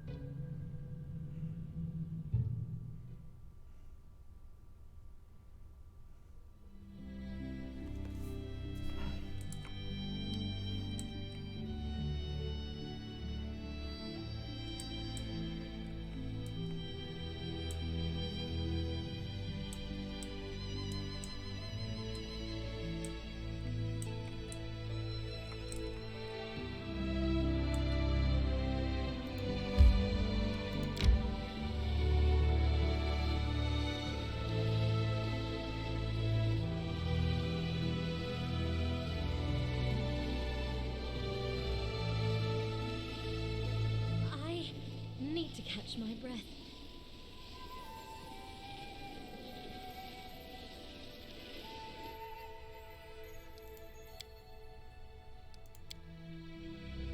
Jubilost, why are you so arrogant?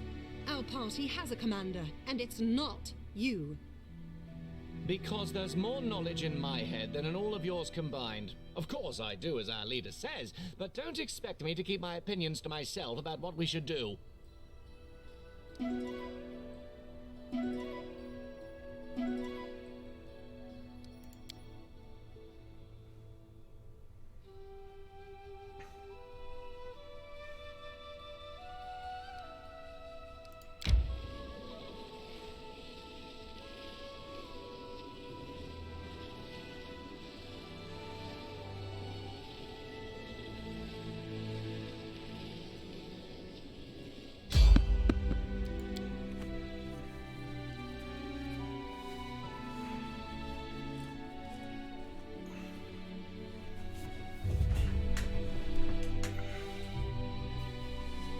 Oh, that was weird. What is going on with my model?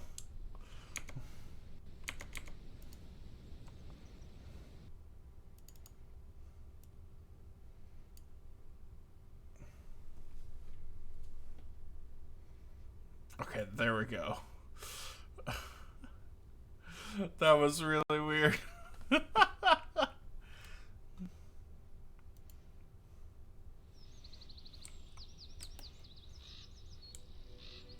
Where is everybody?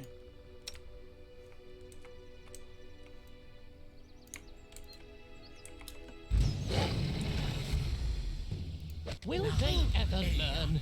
Orama.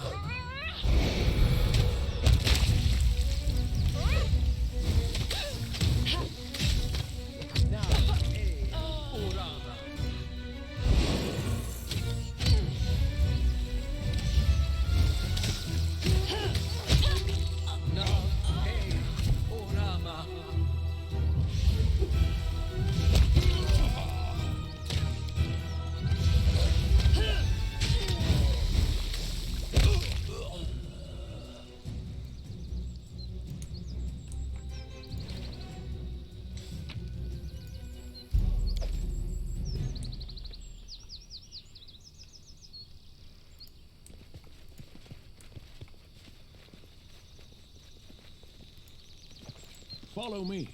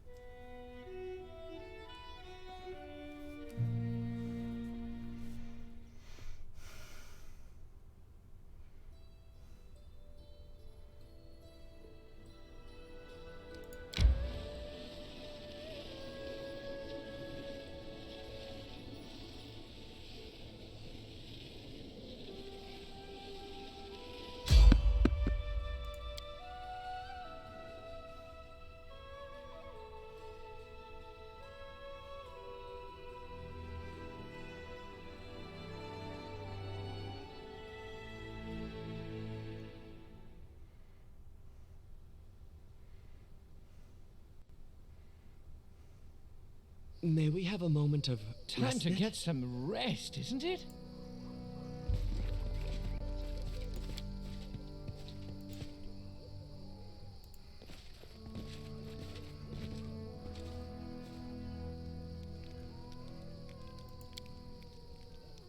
Tristian, you become so thoughtful whenever I speak of freedom. Why is that? I often ask myself what freedom means and what its true value might be. For me, it's the chance to follow my heart and turn away from evil things.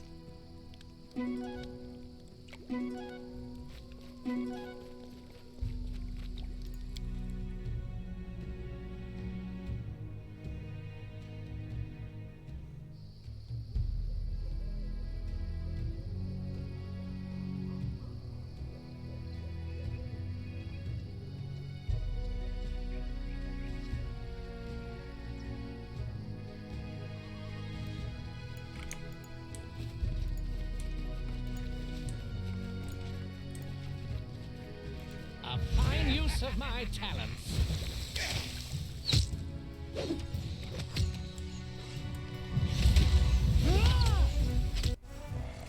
This is for you!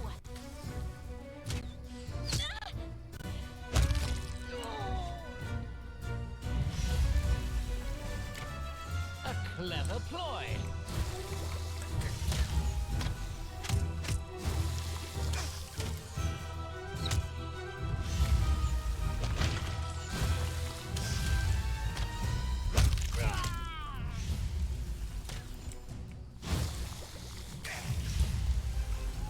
Primitives.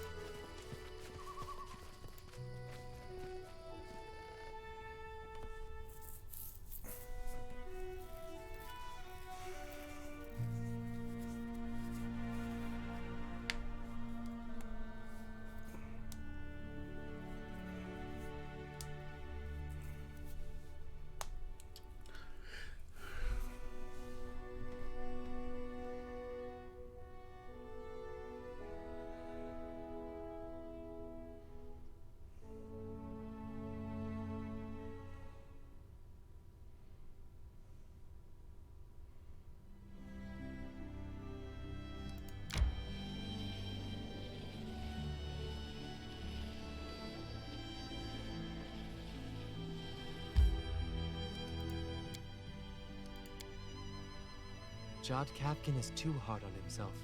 He has a kind soul, and I thank Providence for our meeting. He has a very pretty smile. It's a shame we see it so rarely.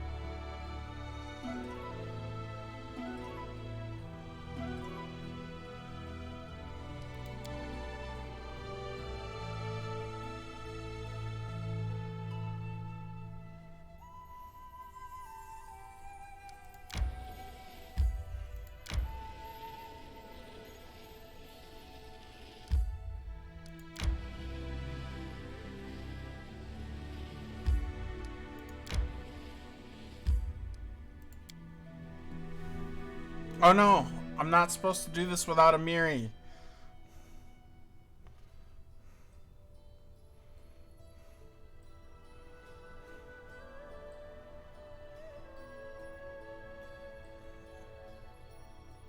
I forgot.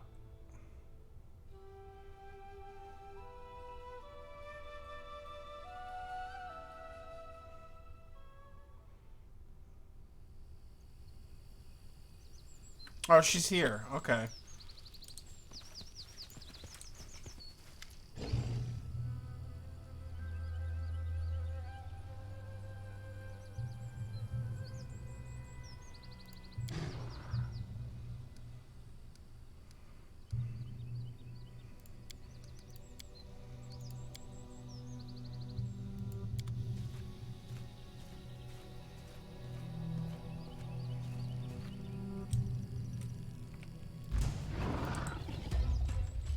Forwards!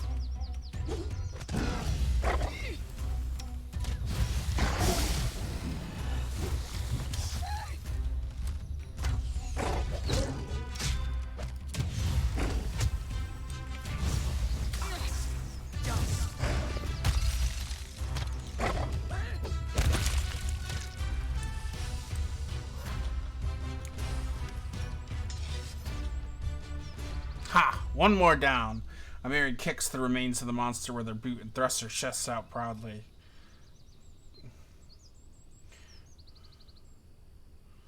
You don't have to prove anything to me. I already know you're brave and a skilled warrior. Proof? We killed it. It is enough. Congratulations. So what now? Ready to move on?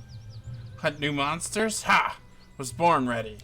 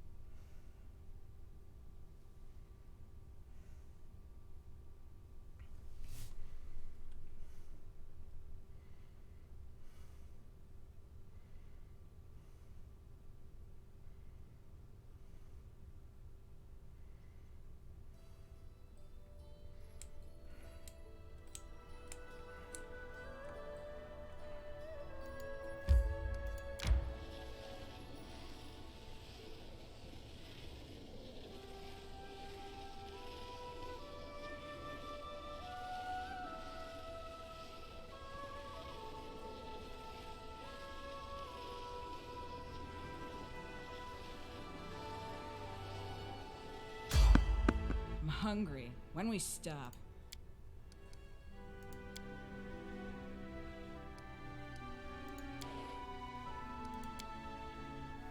Curses! How did you get it into your head that I hate everyone? I'm just making sure everyone does everything right for the sake of everyone else. For our cause. What do I get in return? Me? Thinking that you hate everyone? Ha! What nonsense! I know full well that you don't care one whit about anyone besides yourself.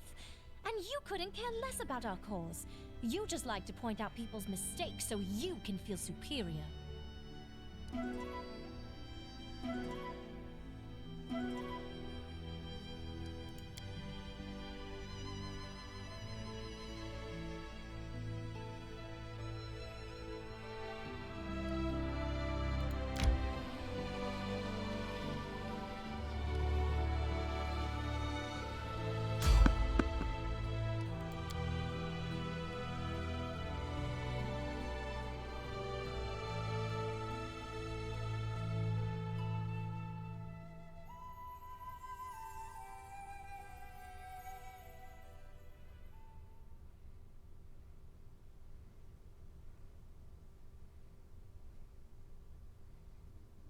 For Gorham!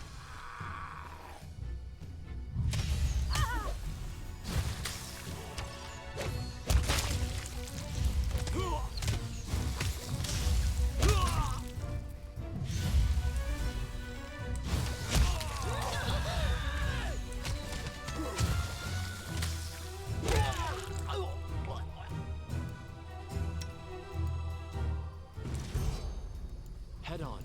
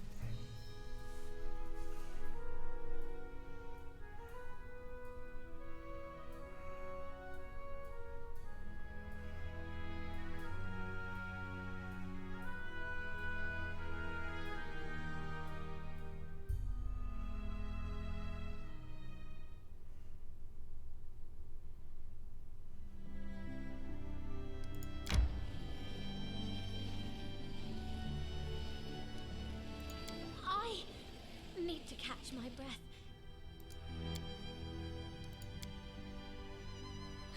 I'd give anything for a mug of hot grog. And for 2 mugs? No. After 2 mugs, they'd kick me out of the tavern. How come I never learned how to drink at the academy?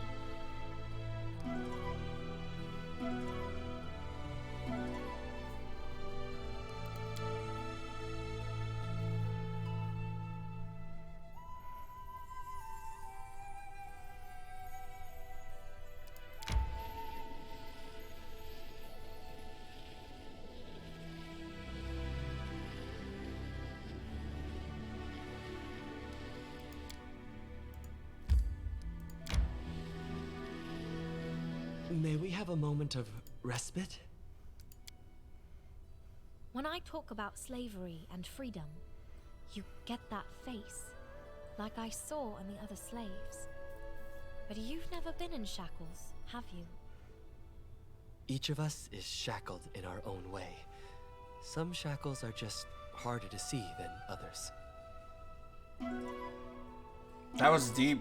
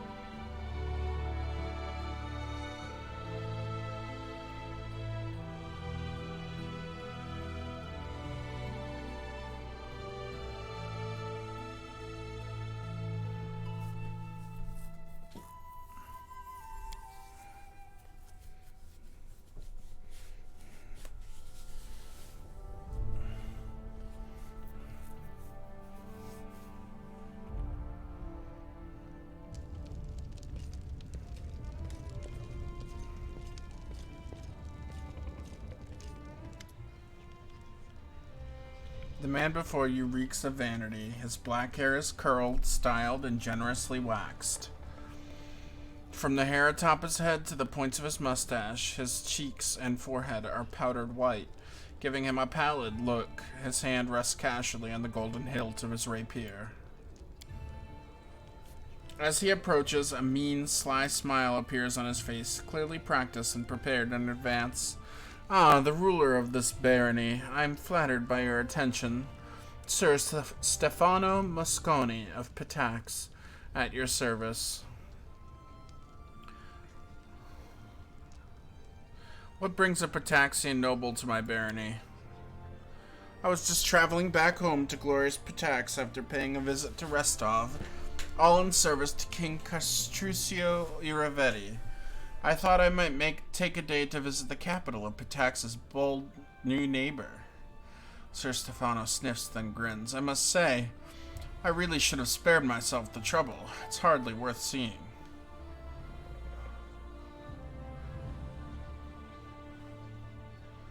I'd watch my tone if I were you, lest I send you back to Pitax sooner than you'd planned. And now results to insults. Hardly surprising. Sir Stefano lets out a long sigh, tapping his rapier. Well, you aren't worth the glove it would take to challenge you. Besides, you'd probably just run off and hawk it. It's easily worth twice what you've got in this throne room. Sir Stefano stares at you and snorts. You know, the initial goal of my visit was to take measure of your so-called barony, to see if you had anything of value to offer to Pitax. And do you know what I found? Nothing. You have absolutely nothing to offer. Sir Stefano continues on without giving you a chance to respond. Military, weak. Culture, weak. Economy, weak. You'd best pray to all the gods that my King Iravetti doesn't declare war on you. On the other hand, maybe you should pray he conquers you. This mess of a barony could use the rule of a proper king.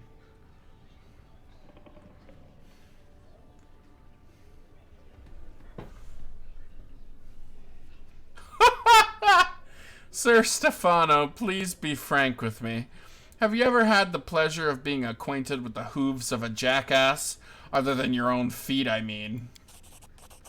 Sir Stefano opens his mouth, then immediately closes it. Now, allow me to personally tax your cortege so as to help improve my economy.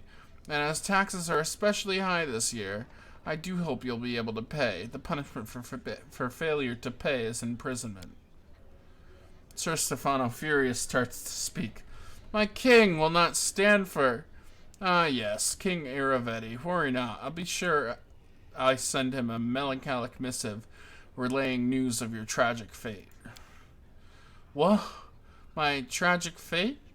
Yes, the tragic fate you met after attempting to escape your chains.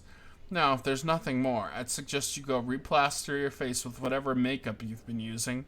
Your cheeks are so bright, the red glow must be visible from Absalom. I'll take my leave now.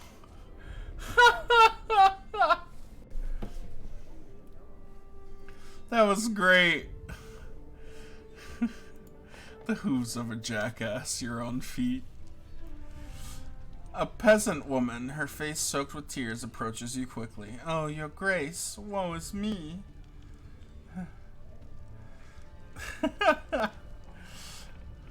I've met my darkest hour. You're my last hope. By all the gods I've ever prayed to, don't leave me in need. My name is Jenna Tannerson. Our village is a short way away from here. It's been 2 days since my boy, Tig, ran away, and I haven't seen him since. We've searched and searched, but it's no use. If you don't find him, no one else will. Do people disappear frequently here? They sure do. There are so many hazards around, it's hard to name them all. Wild beasts in the forest, and monsters, and some troblins, and bandits, and whatever. Even adults have hard time surviving here, and for a little kid, oh. Do you have any idea where he might be? Jenna looks around cautiously and whispers, there's this old hag in the Gnarl Marches. A swamp witch. I won't say her name out loud. Don't you even ask. The mere thought of her chills the blood in my veins. She has the evil eye, and she eats people. She even turns into a black raven and soars in the sky. It's sure as day that she took my boy. I'll try to find him.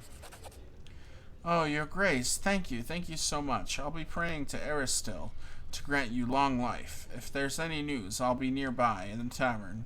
May the good gods help you.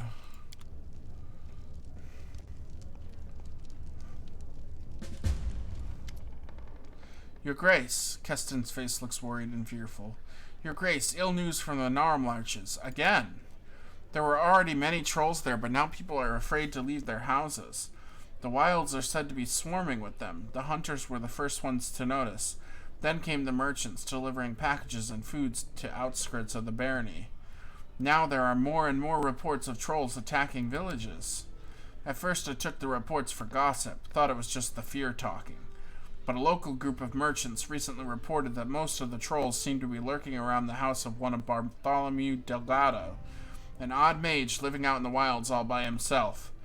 They're saying there are so many trolls out there, nobody can reach Bartholomew for fear of the beasts. Keston's face goes dark. Those trolls are up to something, and this strange Bartholomew fellow is clearly tangled up in it somehow.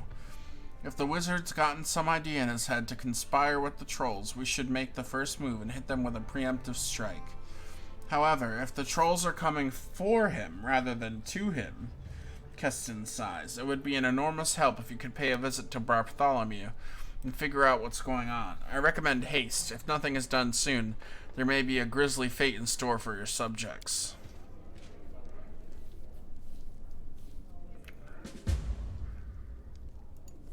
We should move.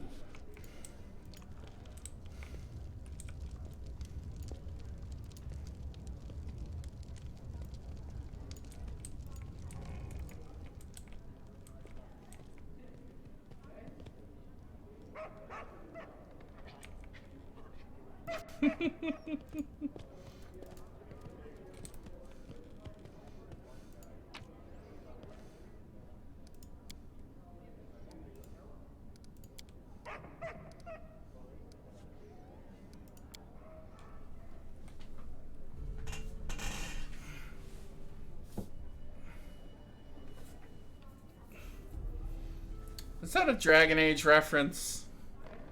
I think that's a Dragon Age reference.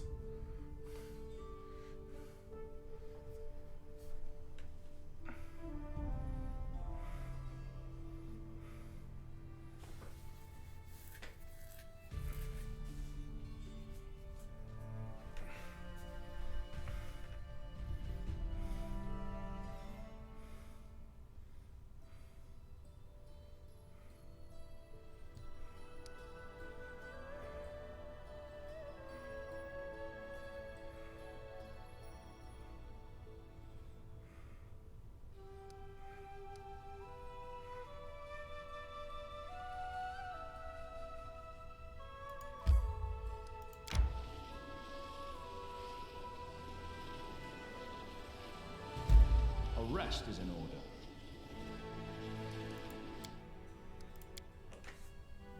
I admit, when I set off on this expedition, I was sure of gaining new discoveries I could write about in my works, and new sensations capable of reducing bleaching. I'll say nothing about discoveries, but I have had quite a few new sensations. Too bad they're predominantly unpleasant.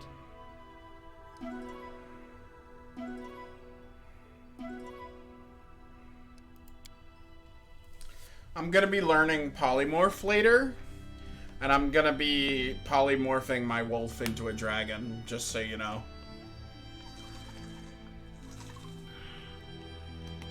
It's planned, it's in the works.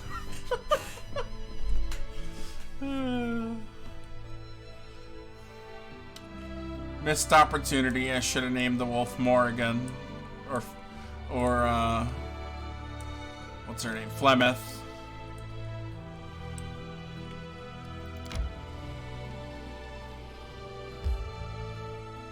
Yep, Cindy's gonna be a dragon.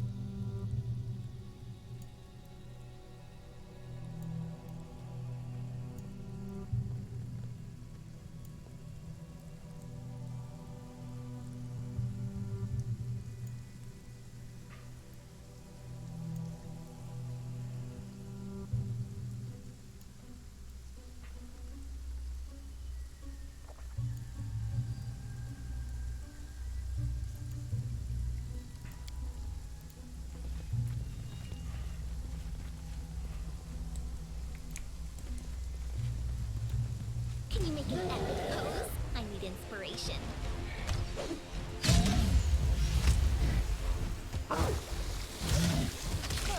Amateurs!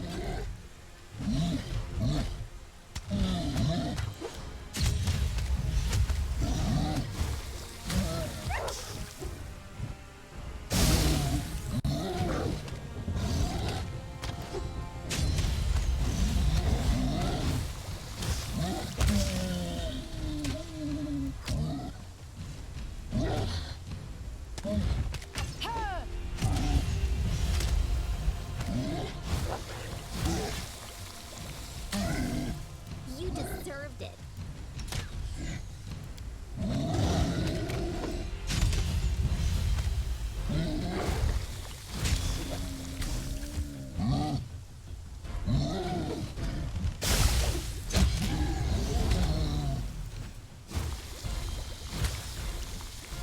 Any last wishes? This spell has other uses. Victory is inevitable.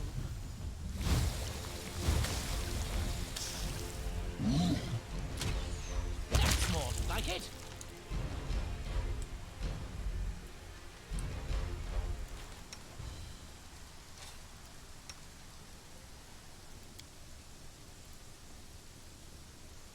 Magrigium, Turinos.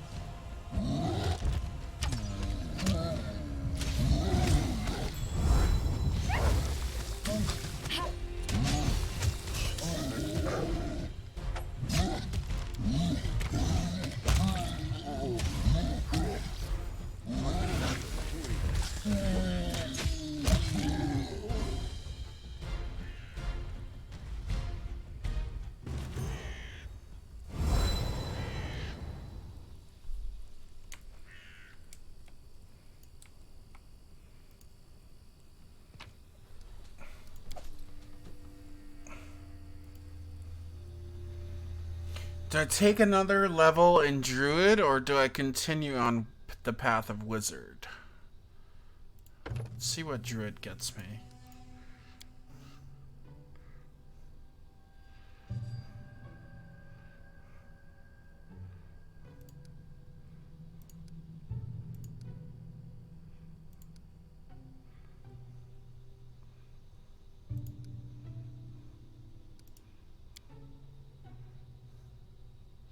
No, no, no, no.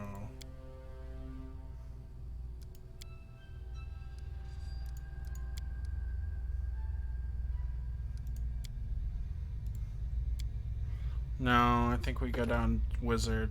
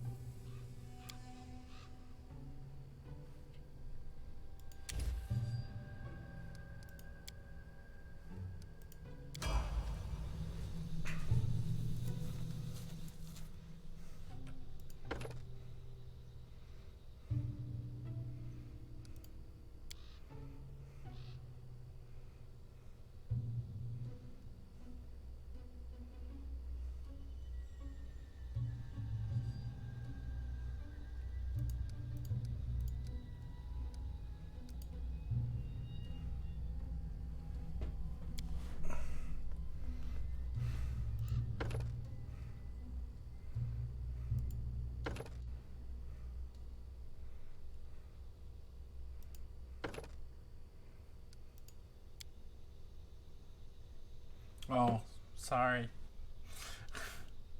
I get lost in the level up screens.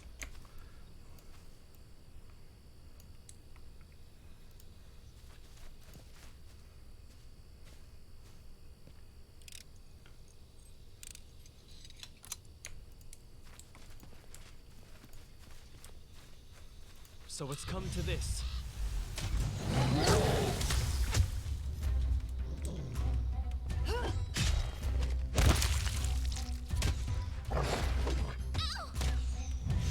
Repent!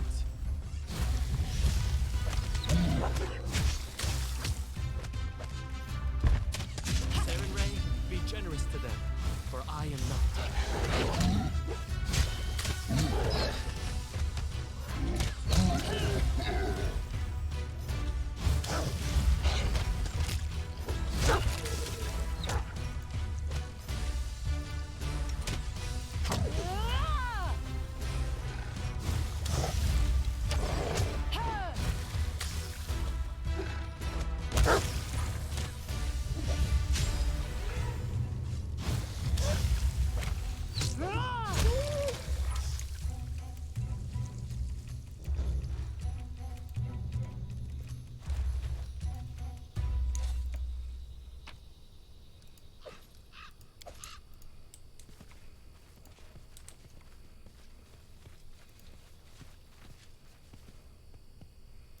No stopping now.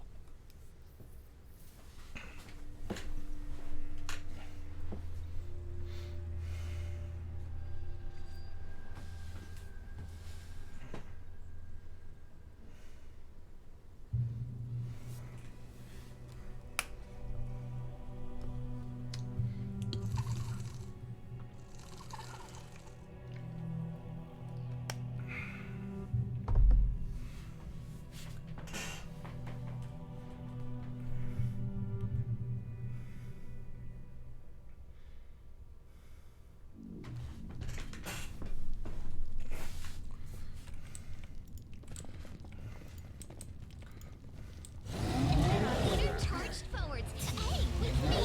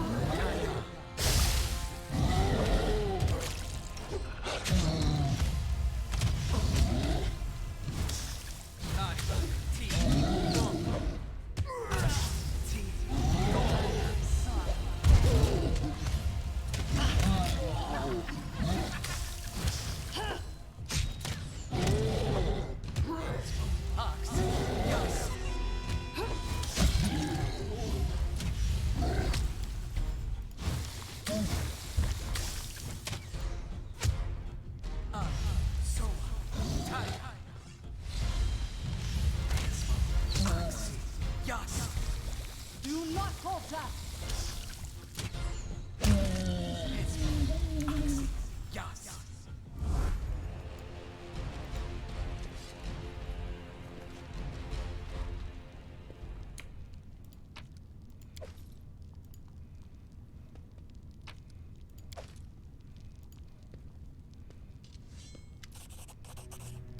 A huge bruise covers half the wizard's face, and his clothes are smeared with blood, but his life is out of danger.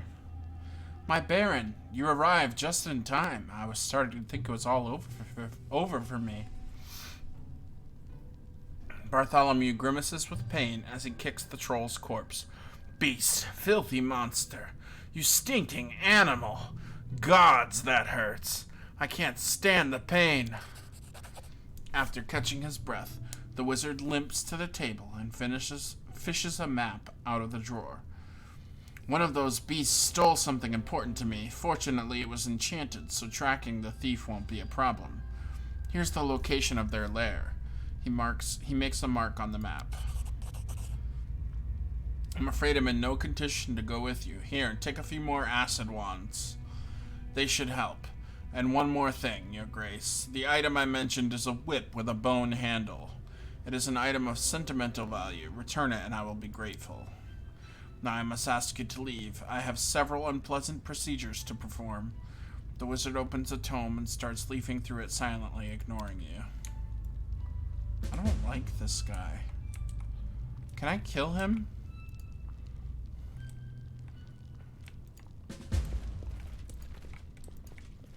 I missed my chance to kill him earlier.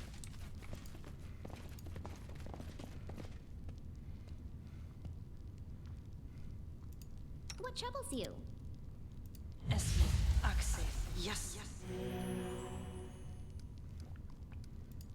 Yeah, but I could benefit from killing him. Yes. I'm sure he dropped some great equipment. I'm chaotic neutral. I do things... I do things that benefit me.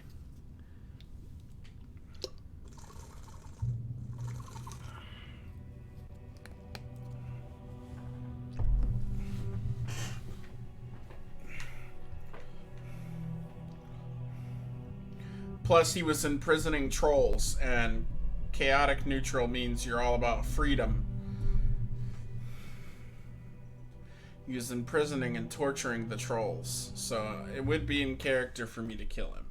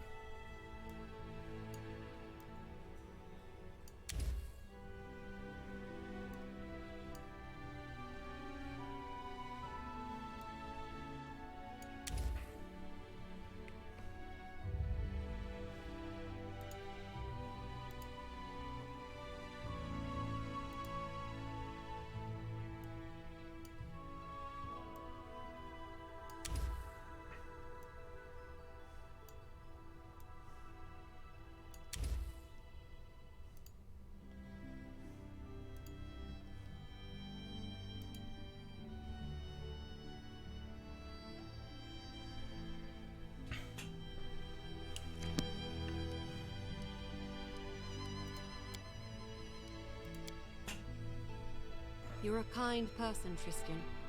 It must be hard for you to witness all the atrocities that go on around here. I draw strength from my goddess. If I begin to feel sad, I turn to Sarenrae in my prayers, and she gives me solace.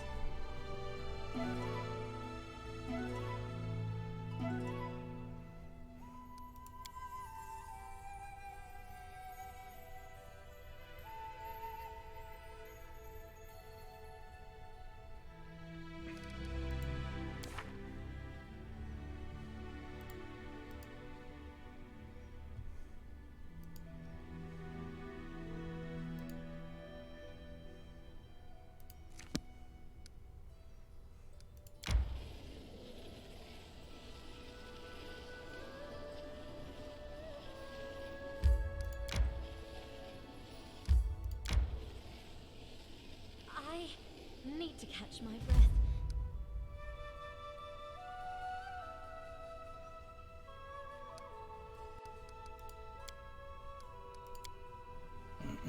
You bow before Shellen, right? For how long? Bow? Yeah, right. As short as I am, when I bow, I disappear into the grass. I'll pray standing up, thank you. I started praying to Shaylin when I was young. Everyone else in our village worshipped Erascal, but that's so boring.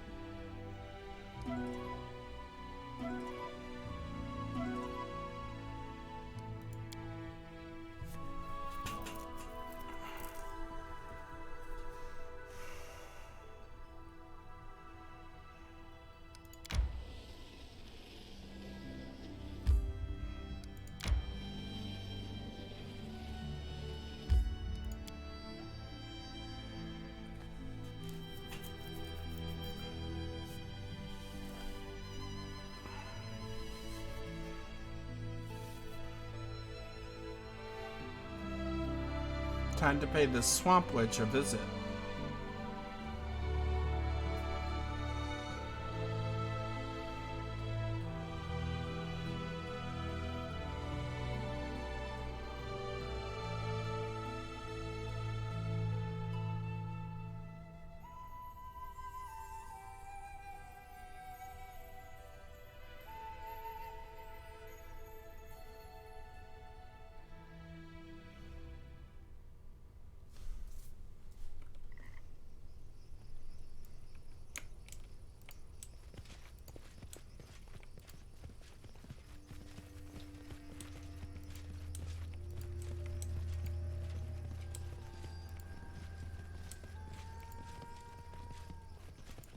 Fine use of my talents.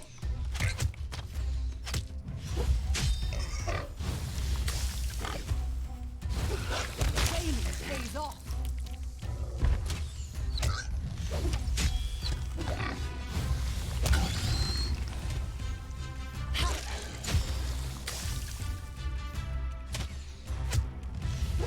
Victory is inevitable.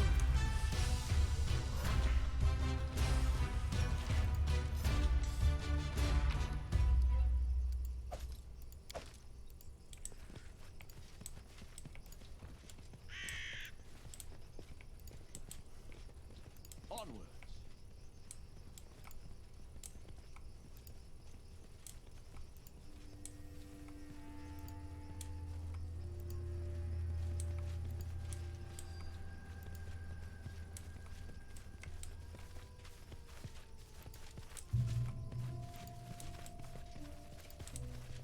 March on.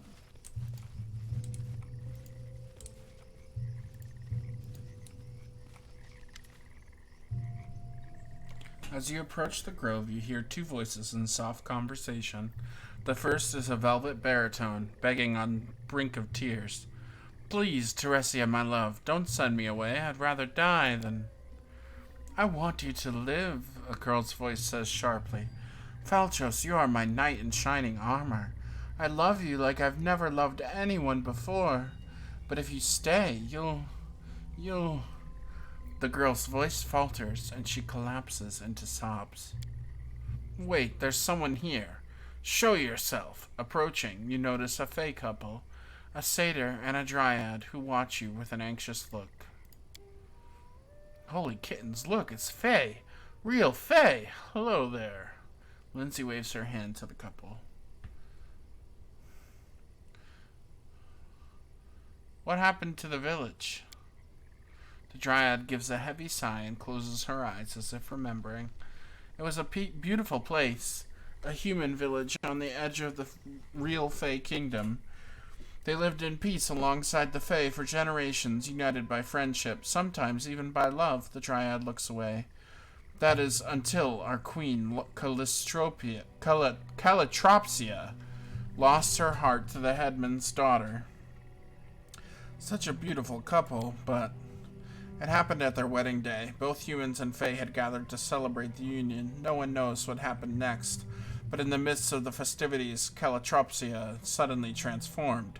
She changed into a monster. The Dryad's voice drops and she glances around, as if afraid another might hear. She became the Scythe Tree. She killed her bride, her love, then destroyed the village. Humans fled or were killed. Same with Fae. Our kingdom fell in a heartbeat. I couldn't leave my tree, so I slept for many years until I awoke to the sounds of pipes playing such beautiful music. She smiles at Felchos. A girl from the village married a Dryad? Your world and the world of the Fae are great and wide, and yet rarely do they touch. It is unfortunate when they do, great joy is possible. Not simply between two souls, but more so when a third arises from their love. A child either born or found. Here, for instance, when my tree and I were far younger than we are now, a girl lived here, Elga Vernier. She was the daughter of the woman from the village. Her father, a satyr. We loved her so much, watching her grow, laugh, learn. The Dryad shakes her head sadly. But her mother took her and left. If she still lives, she's certainly forgotten all about us. Her poor father missed her so much, the grief never left him. It was in his eyes when he passed. The Dryad is silent for a moment, averting her eyes, then turns to face you again. Humans and Fae both love and love strongly, and we feel the same pain when we are cut off from the ones we hold in our hearts. What were you arguing about? These lands could be beautiful again, but not as long as this monster exists. Falchos' hand curls into a fist. We cannot leave. We must fight. My sweetheart, my love. Teresia's voice trembles on the verge of tears.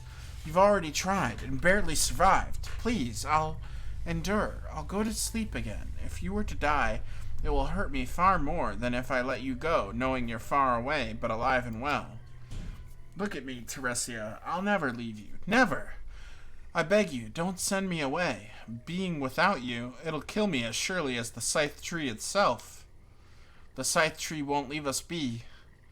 Simply being brave is not enough to defeat it, Falchos. Sooner or later it will kill you. The Dryad turns to you, hopeful. I beg you, put an end to the creature. End our suffering and its suffering as well. We'll find a way to reward you. What is the Scythe Tree and why is it dangerous? Well, Teresia curls her fingers imitating claws and pretends to snatch up something with them. Falchos jumps in. First, it's just a tree. Fire is not its friend, and you'd best use a weapon suited to chop through its bark, not impale it. Right, and also its branches are very long. Be careful, it can reach you from afar.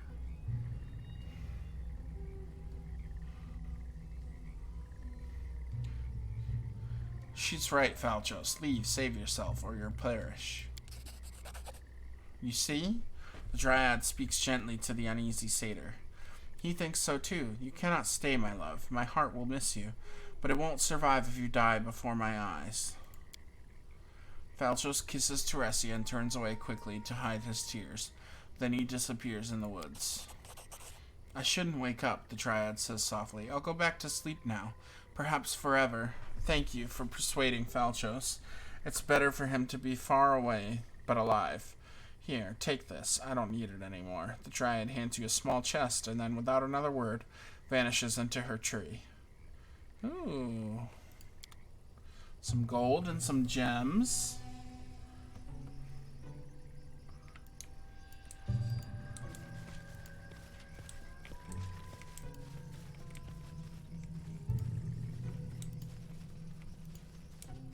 It is done.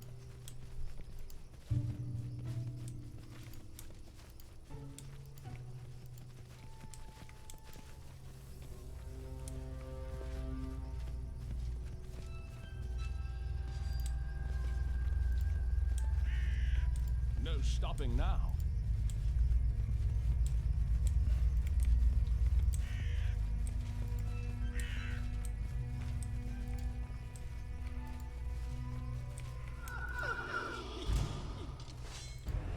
Clever ploy.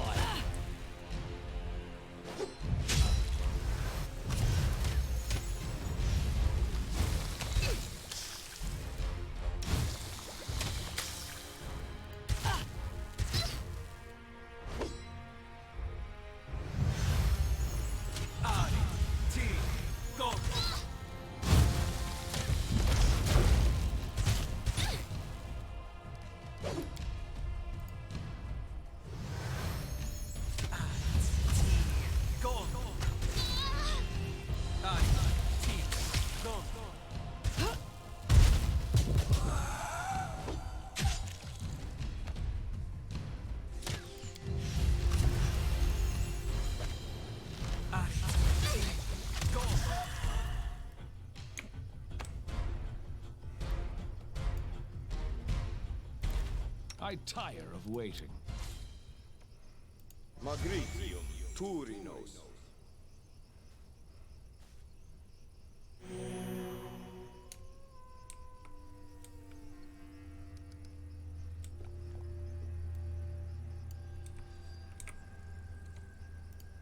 How may I help?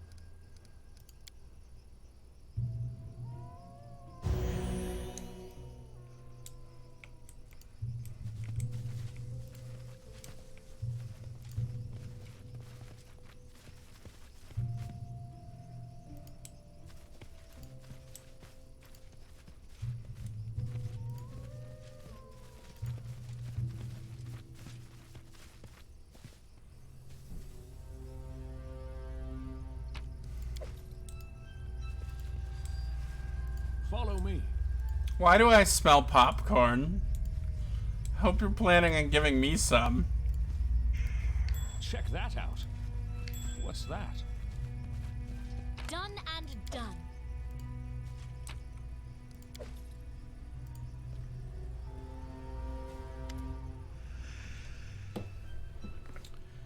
In front of the ruined temple, you see a ghost, an old man walking the grounds. Noticing you, he smiles and nods. Who are you? You want to know about me? Name's Wilbur Colton. I'm the headman of this place.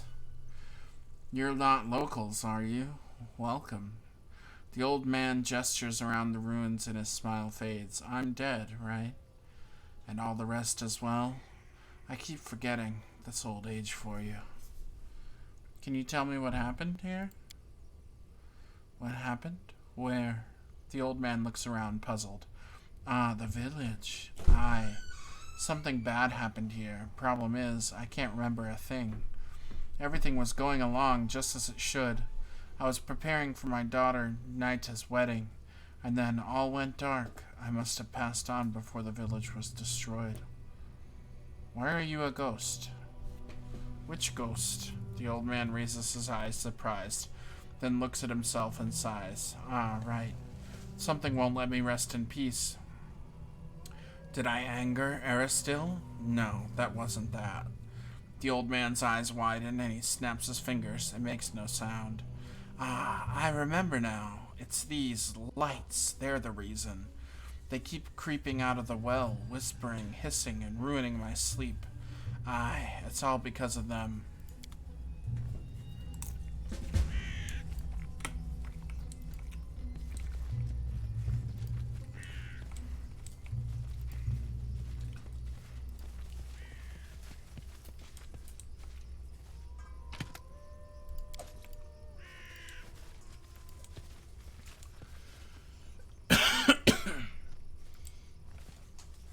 I see something.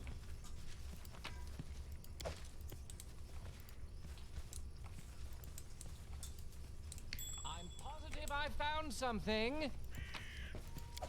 Oh, thanks.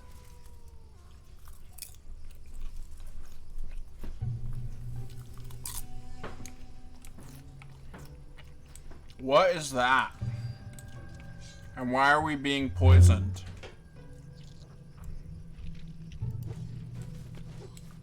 Get out of the poison, guys. Can we burn the poison?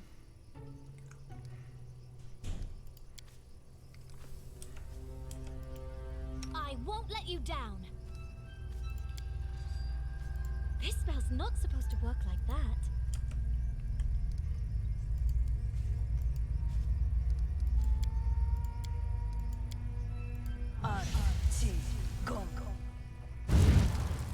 We cannot burn the poison.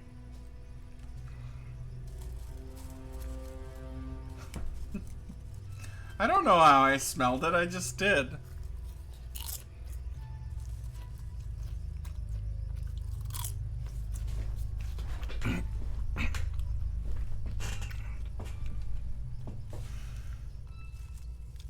It's a good snack, though.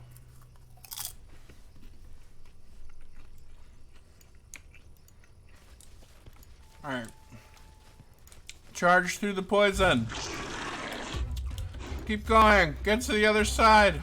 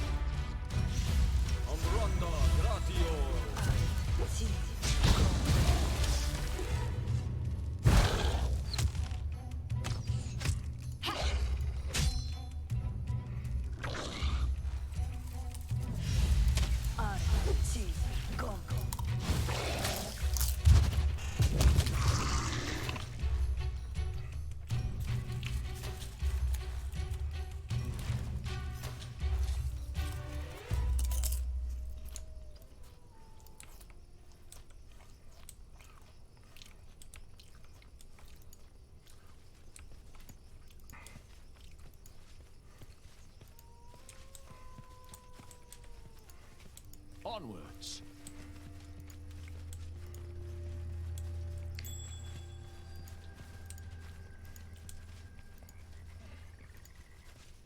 Whoa! We can do it! I wish there was another way.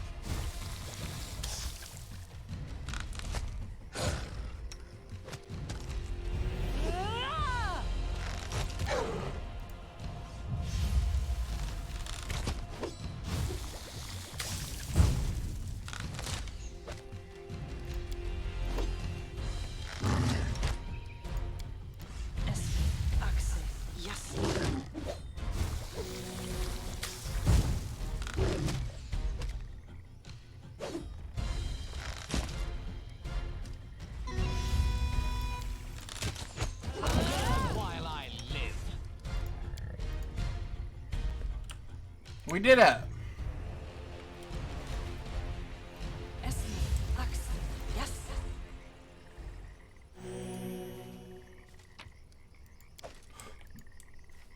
No stopping now.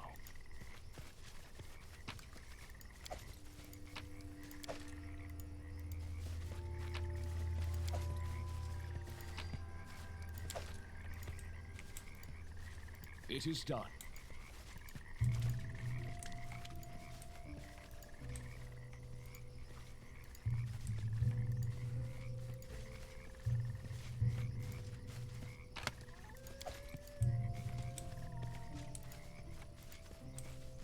March on.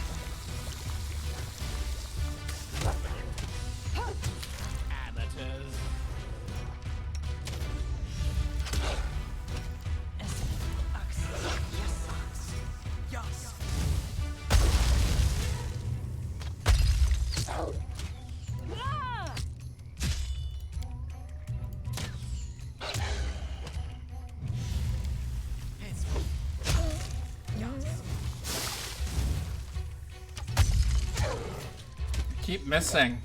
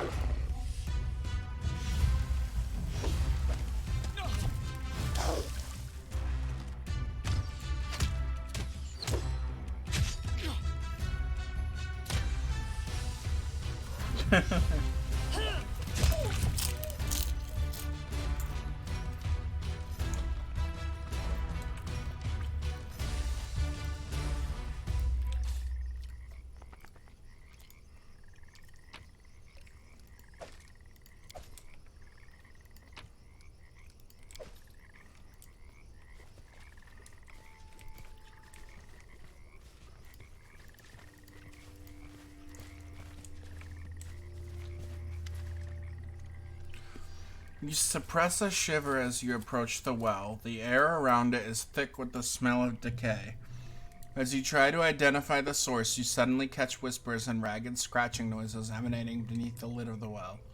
The rotting wood cover has been crudely hammered shut with heavy iron nails. I feel anguish and crushing despair. Whatever destroyed this village is somehow connected to this well.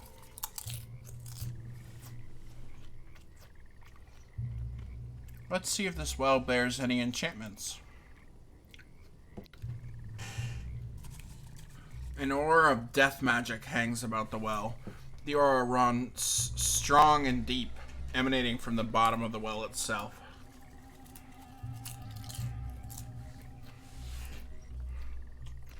Knock on the lid.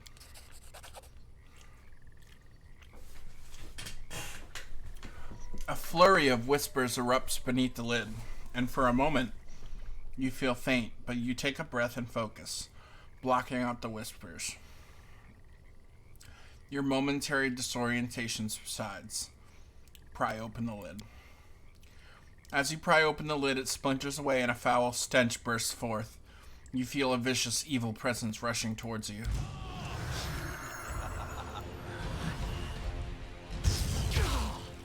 Whoa!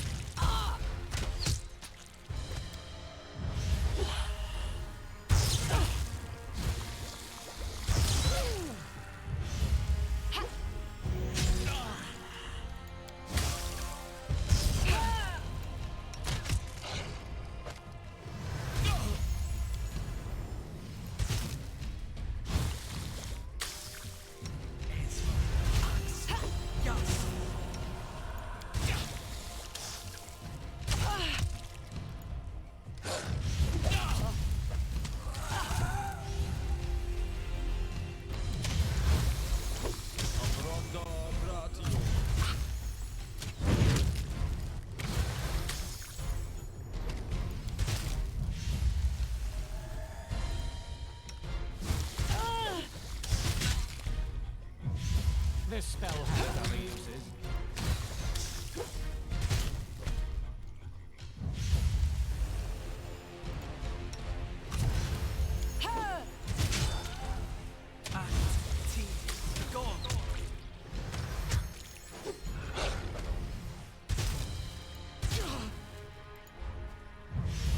Strike with all your might!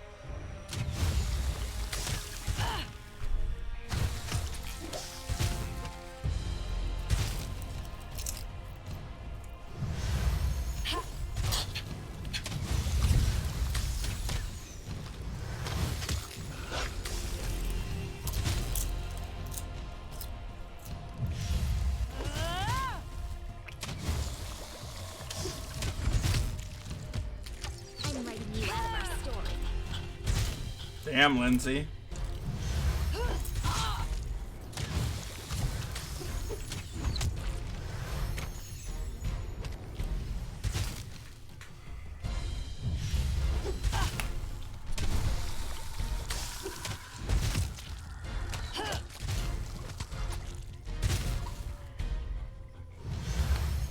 my flavor's running out again.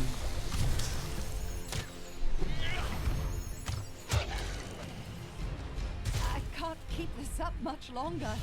Oh. Well, let me have Tristian heal you then.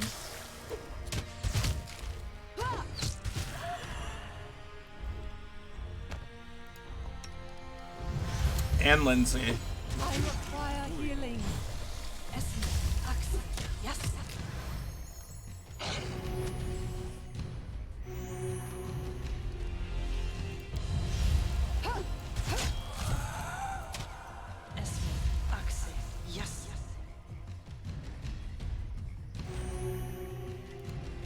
Something bothering you? Magrigium Turinos.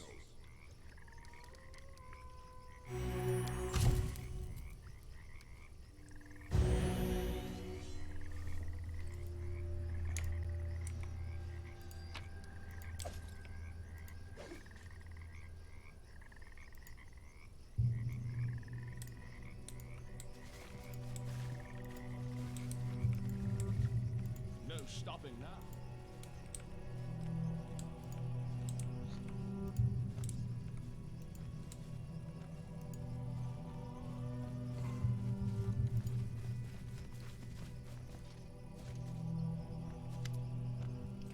I found some coins in the well. Here, have a look. The ghost studies the coins for several moments, then turns to you, his face grief-stricken. That's what this is all about. That's why I can't rest. Oh, dark things, dark sins. What do these coins mean? They are a curse. It is a legend in these parts. It was said if you bore hatred in your heart, hatred so fierce it could burn another's soul, all you need do was etch your enemy's name on a coin and cast it into the cursed well. It would be the end of them, the ghost nods, and the end of you as well. Curses carry a heavy price. If you hate another more than you love your own life, well, your life is forfeit already. Whose names are on these coins? Wilbur, that's me, and I thought I had no enemies at all. And here were two who want to be gone from this world. These coins, look at them. The inscription was done by different hands. And the second name, the second, Calotropsia, sounds familiar. Aye, right. That's the Dryad, my daughter's new love. Someone must have hated her so much that he was willing to doom his own immortal soul to get rid of her and of me. I guess this Yabo Dorsey was the one who'd cursed us, her, for stealing his bride, and me for letting this happen. Nasty things, nasty sins. But who else could wish me dead? I've got no slightest idea about that. What keeps you from your eternal rest? Here they are. These coins just won't let me go. Those with my name on it. They are the symbols of a curse. I was hated, but not by one, but by two persons. Their hatred is the rope that ties me to this world and keeps me awake. Put the coins on Aristil's altar. I don't know if a curse like that can be lifted, but do me a favor. Put the coins on the altar of Aristil. It's nearby in the temple ruins. Maybe my god will take mercy on me. Let me rest at last. You place the coins on the altar. For a moment, nothing happens. Then the coins evaporate silently, steaming away to mist. The ghost watches the coins evaporate to mist, almost in disbelief. At last, you have my gratitude. I feel tired.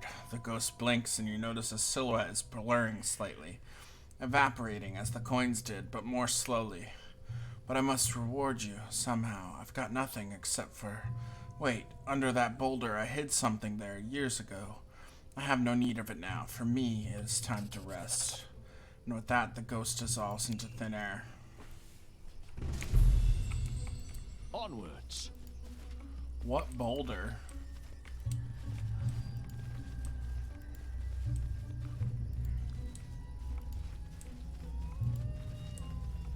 Follow me.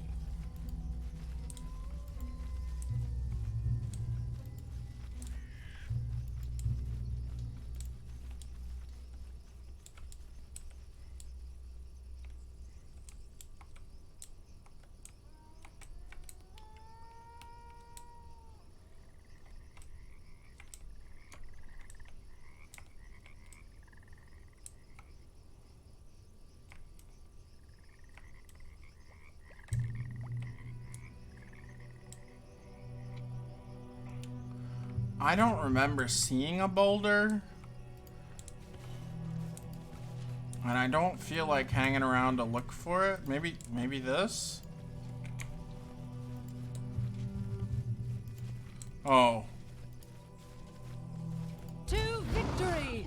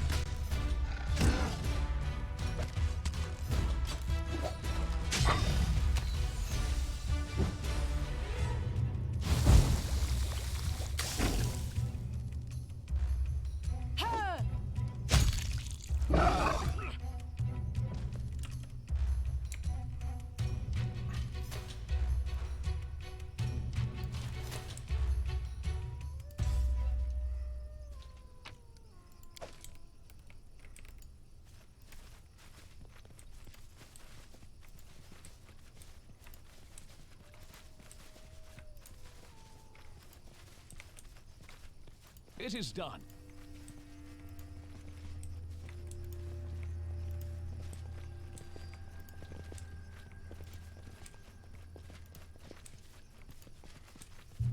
No stopping now.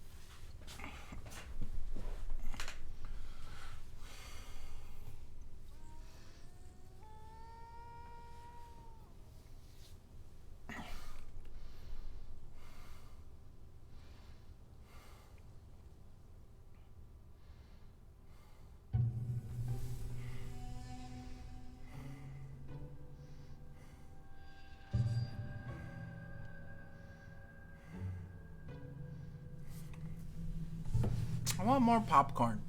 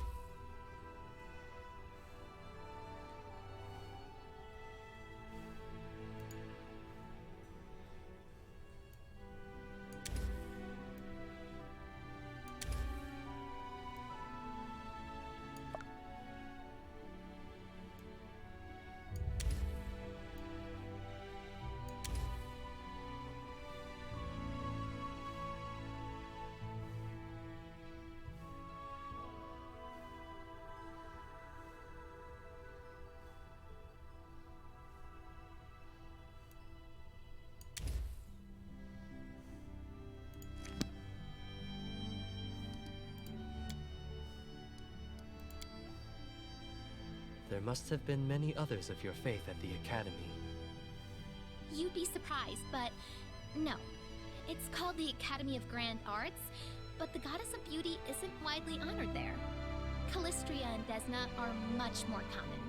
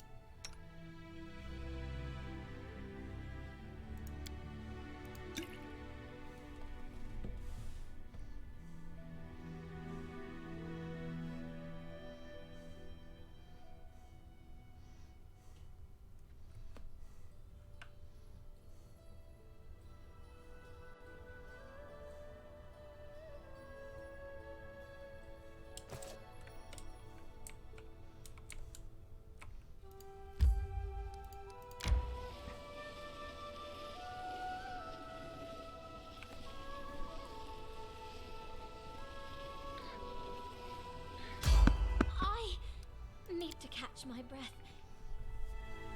Octavia, don't you dare die. We're on our way back to the capital. We're gonna get you healed, don't worry.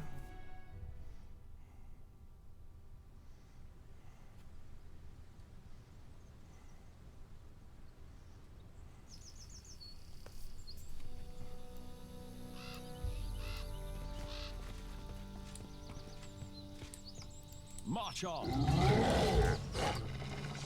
We won't falter.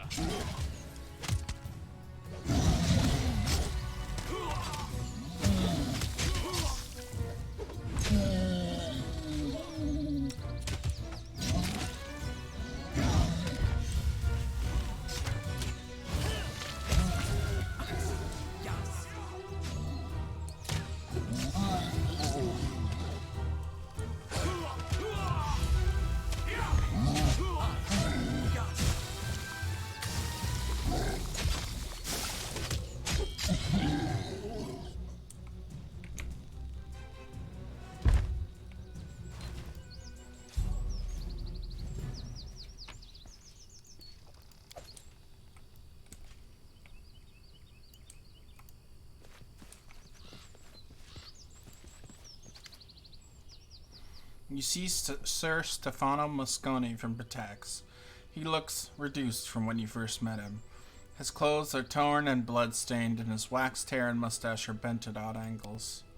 Noticing you, Stefano salutes you with his rapier. He seems genuinely pleased to see you. We meet again. I confess I never thought I'd be glad to see you. If I knew it was you, I wouldn't have come to help. A proper rebuke, and well earned. Sir Stefano sighs. I may even owe you an apology for my behavior when last we met. Despite the many flaws, your barony has some potential. Sir Stefano leans on his rapier warily. The people here, yourself included, are passionate and ready to embrace progress. Not all countries are so open. Stefano inhales sharply. The people of Galt might as well be a mob. Brevoy is eating itself from within by continual struggles for power. And Numeria, why, it's hardly a land at all. But here I see a beginning of something greater. Your people admire you, respect you, and I believe in a future with you as their leader. Stefano gives a respectful nod. Not all may say the same. I will report this to my king Iravetti. Maybe this barony is actually worthy of becoming Patax's vassal. Vassal? Yes. Sir Stefano pauses for a moment, then looks surprised. What did you think I would offer? Do you think us equals? He scoffs. If your barony were even a hint of becoming a rival Patax, why, His Highness Iravetti. Stefano looks flustered. Why, he would need to deal with that threat, by vassal treaty or by steel. I see gratitude is fashionably out of date in Patax. Valerie's lips form a thin line and Stefano flushes, not in anger but shame. Stefano recovers, straightening. Why, my lady, on the contrary, it is because of gratitude I'm being candid with you right now. Valerie speaks softly, so softly that only you can hear her. Please remain temperate. Stefano may be stupid, but dealing with him here and now would bring you that much closer to the Stag Lord and his bandits. Thanks, Sign-In. I can't believe I'm hearing this, but perhaps it's proof that Patax's facial powders do cause dementia after all. Whatever is running through your head, you're in no position to threaten us, you pompous ass. Jubilos frowns, and that's an insult to mules everywhere. I can't let you go free after a confession like that. What? We've just saved this man's life to murder him a minute later? Such an act is unworthy of us. I hereby take this man under my protection. What? Do not worry, my lady, it's just politics, though I must say, I am flattered by your defense. If I must meet my fate today, then I would gladly do so by your hand. Valerie rolls her eyes. Ah, another suitor. I've changed my mind. He's not under my protection anymore. Do as you please.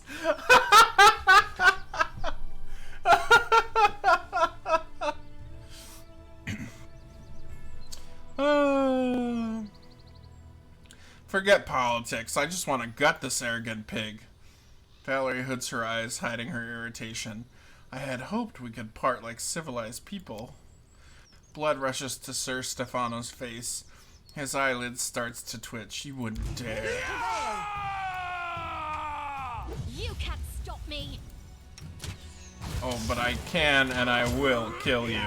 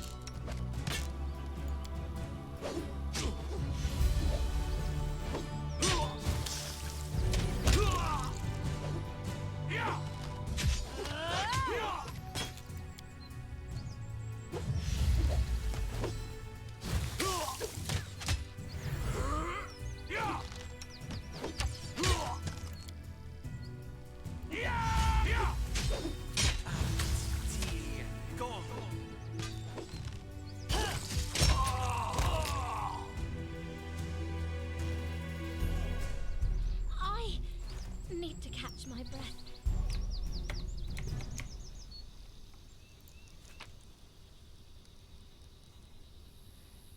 Ooh.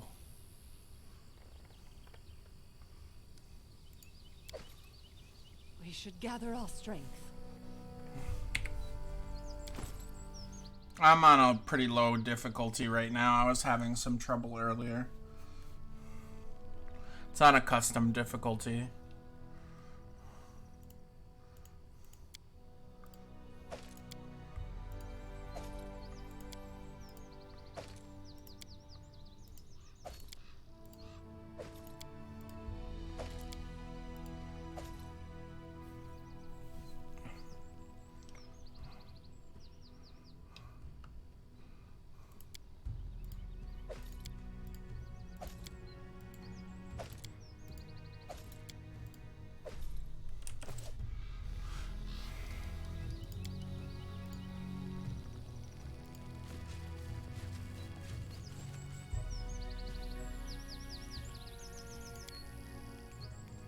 How can you be so arrogant?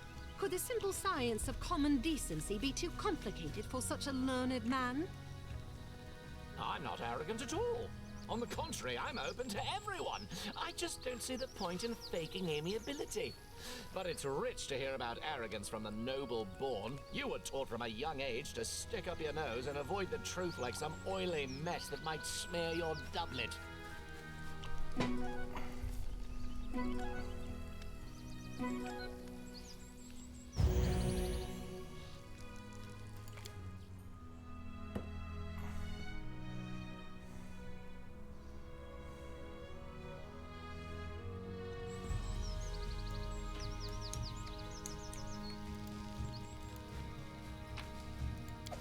Oh, damn it. I just picked up all the stuff I got rid of.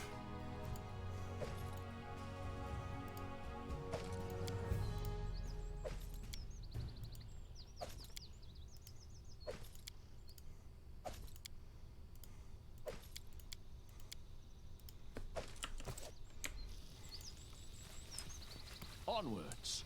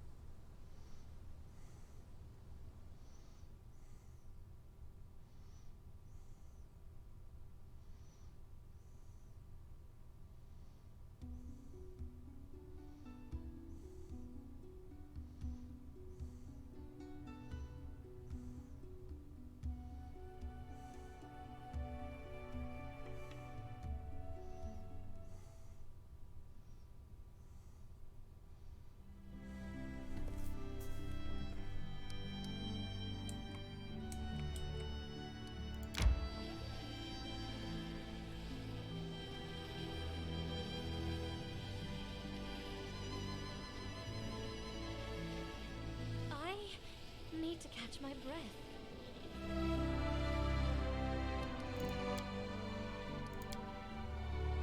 The Stolen Lands are a most intriguing place. I think a delicately decorated guide to the Stolen Lands by Jubilos Narthropple would sell quicker than sobering elixirs after a city festival.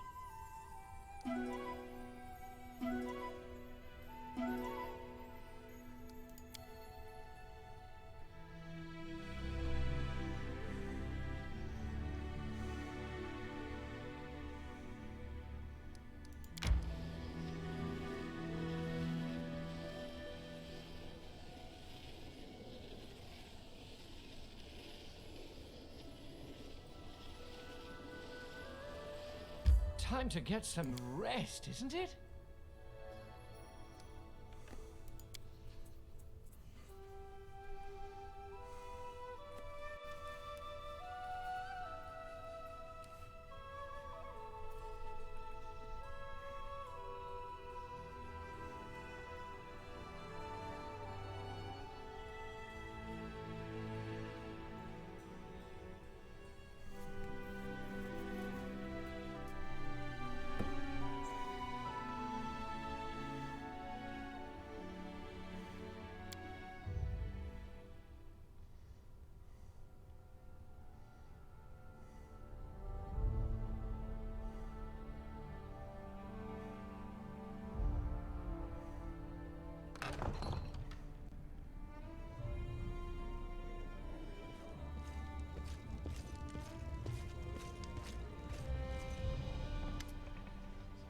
A problem demands your personal attention, Your Grace. Your acquaintance Oleg has been refusing to pay his taxes for months now, even though his trading post is located in your lands. The fool didn't realize he should have come to you immediately, but even so, please lend him your ear. What's the matter, Oleg? Oleg grimaces, making a clear effort to not spit on the floor. Since the moment you founded this barony, Your Grace, I became your subject. He grits his teeth. But I'm still also a subject of the Aldori in Restov. When you brought down the Stag Lord, I thought my troubles were over, but no. Oleg shakes his head. My whole life I've paid taxes to Restov. Now on top of that, your tax collectors darken my doorstep. Oleg, which would you rather swear allegiance to? Restov or myself? Oleg looks like he's surprised to be asked. He thinks for a moment, and you realize he's making an extraordinary effort to be polite. Forgive me, Your Grace, but regardless of what banner they fly, all tax collectors are little more than bandits to me. Advisors, thoughts? It's high time we let the Aldori know who truly rules this realm. A coach with 2 coachmen cannot travel a straight road. Oleg is more important than a few months' worth of taxes. Collecting now would ruin a kind and honest, if somewhat clueless man. Please keep this in mind, Your Grace.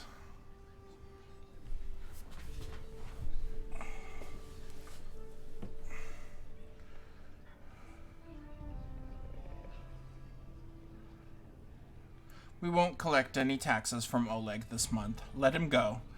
I'll discuss the matter of Oleg's fealty with the Sword Lords in Restov, so we can determine whether he should be bound to them or to me. Oleg smiles faintly. Well, I thank you, Your Grace. He bows awkwardly, then rises embarrassed. That's most just of you. You should be more forceful in your negotiations, Your Grace. You purged the lands of bandits. You brought order to the realm. You should be the one collecting taxes from the populace. I'm certain we can reach an agreement with Jamandi and acquire the trading post in short order without any direct conflict with the Sword Lords.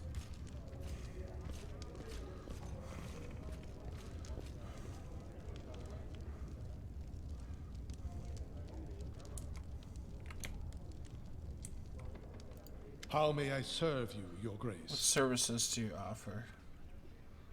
I need the help of a cleric.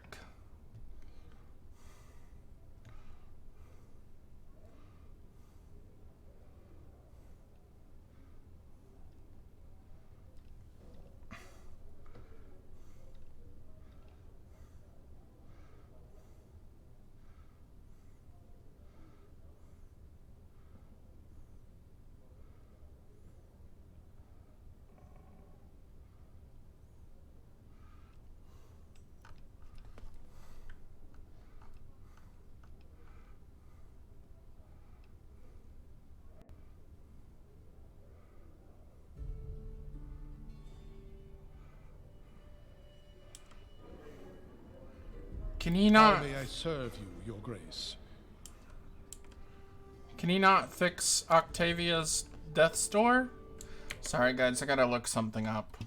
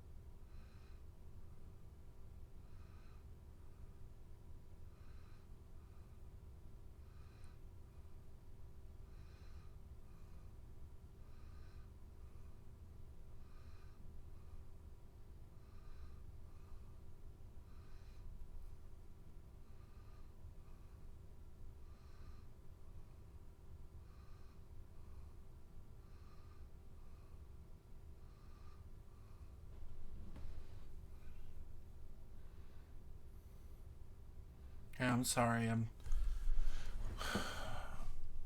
I don't understand how I'm supposed to. Somebody says to just rest at the barony and it'll fix it. So we'll try that.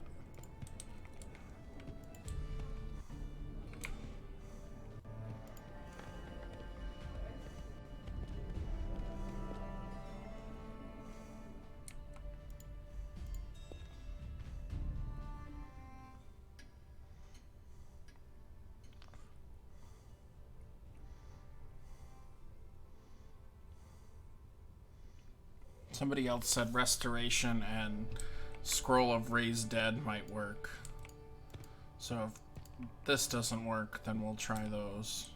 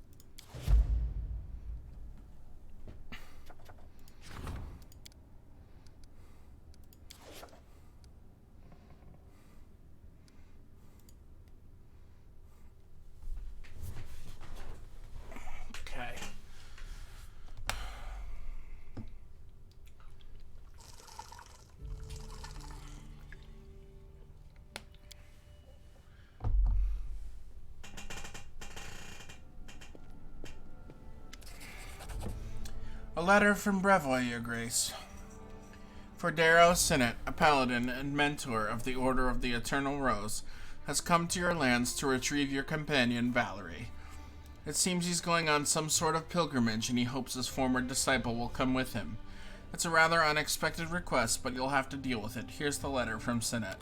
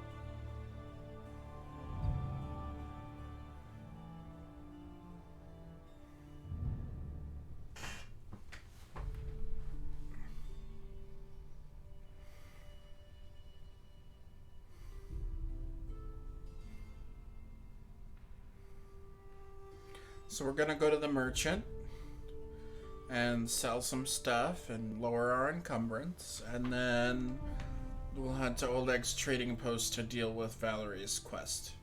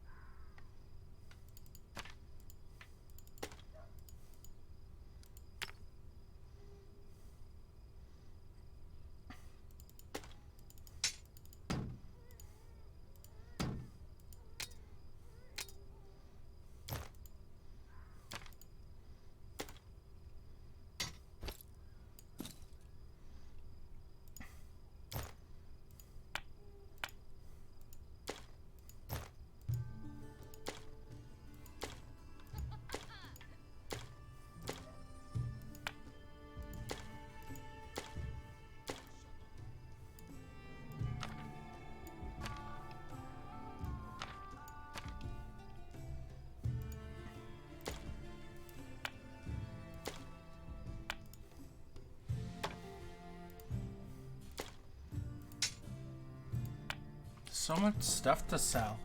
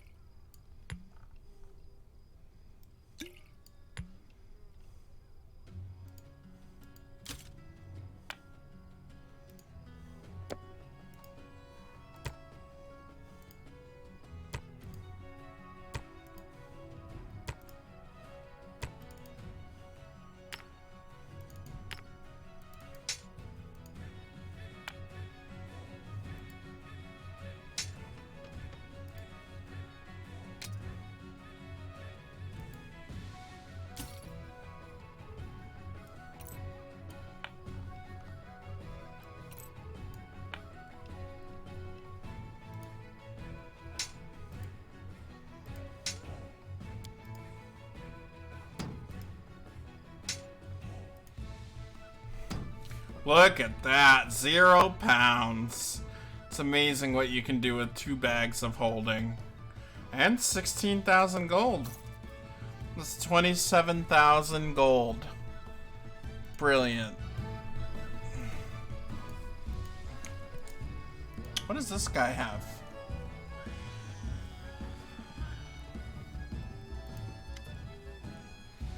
I'd like to see your goods.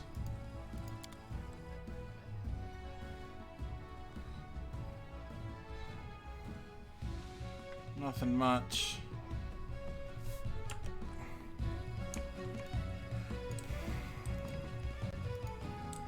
Alright, let's head out.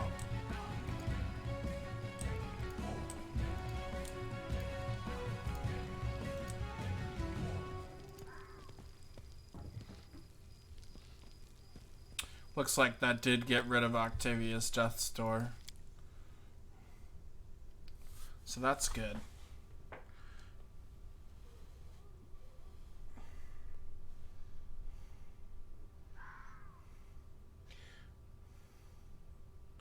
Got about 40 minutes left to the stream. I might stream again later tonight. We'll see. Maybe after dinner. Depends on how I'm feeling. But I'll be sure to update on Twitter and do a 30-minute vibe check if I do.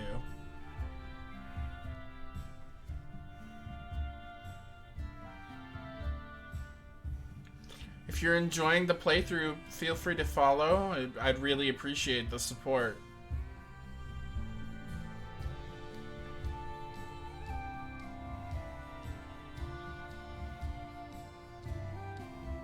Every little bit helps.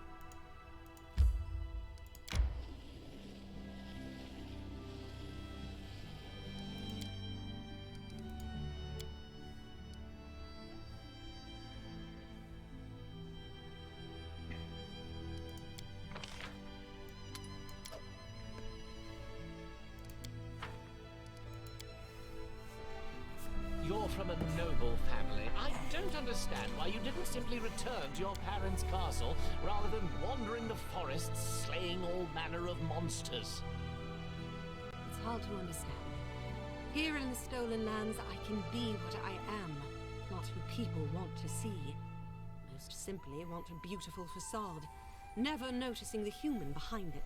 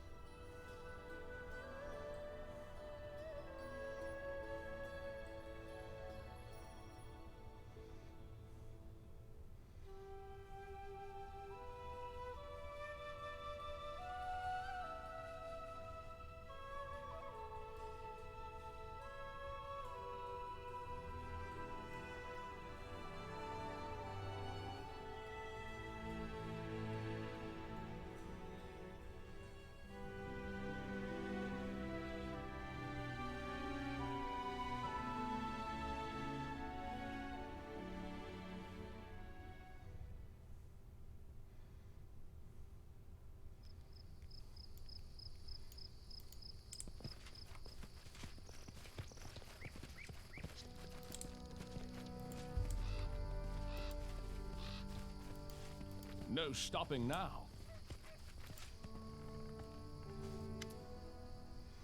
A middle-aged man in polished, shiny armor turns to you. His beard and hair are impeccably styled, and an expression of reserved politeness sits frozen upon his face, as his piercing gray eyes watch everything attentively. Baron Narian, what an honor to meet you in person. I am Fredero Sinnet, a paladin of the most illustrious Shellen, from the Eternal Rose Order. Fredero looks at Valerie. There you are, Valerie. How many years has it been since we saw each other? I'm so happy that the years haven't erased the divine bliss written upon your radiant face.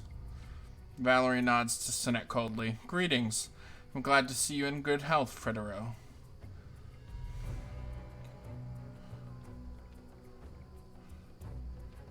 Where are you planning to go? When Valerie joins my entourage, we will travel west to the borders of Patax.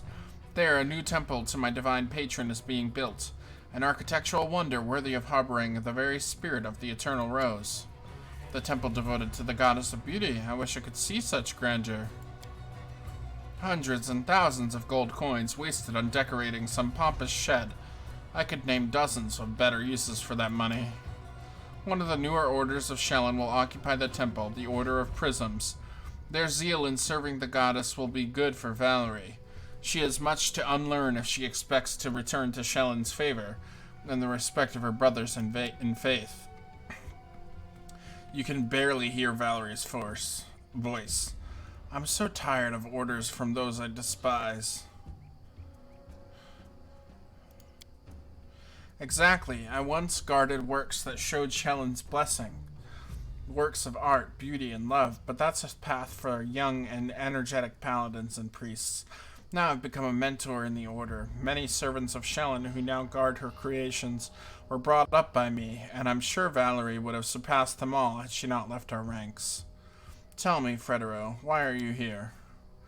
The paladin looks right at you. As I mentioned in my letter, my goal is to return Valerie to Shellen's grace. Several years ago, a terrible mistake was made. She whose fate was determined before she was born decided to resist her calling. I would appeal to Valerie's mind and remind her of her duty. You speak as though I am incapable of understanding where my duties lie. You have given me much cause for doubt. You knew Valerie as a girl? Tell me about her. Fredero smiles pensively.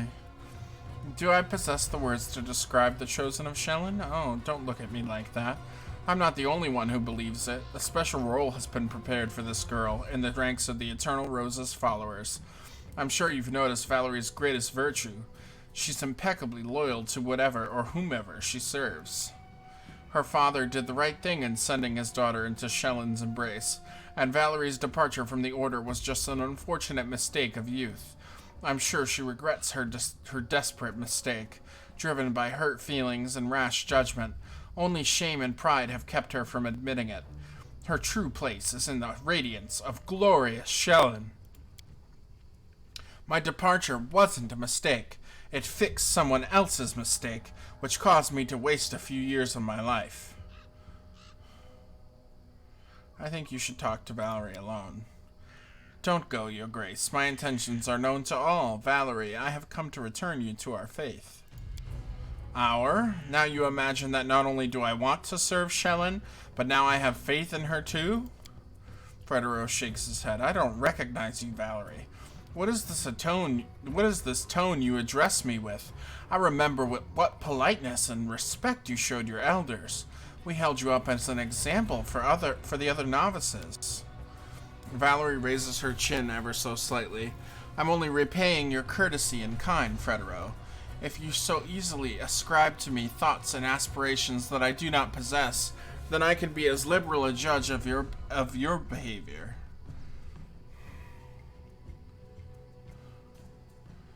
Watch your tongue, Fredero. You're on my lands. You will respect my subjects. Fredero gives you a respectful look and a nod. In no way did I intend to be impolite. Forgive my manners. It's difficult for me not to address Valerie as a novice, for that is what she was the last time I saw.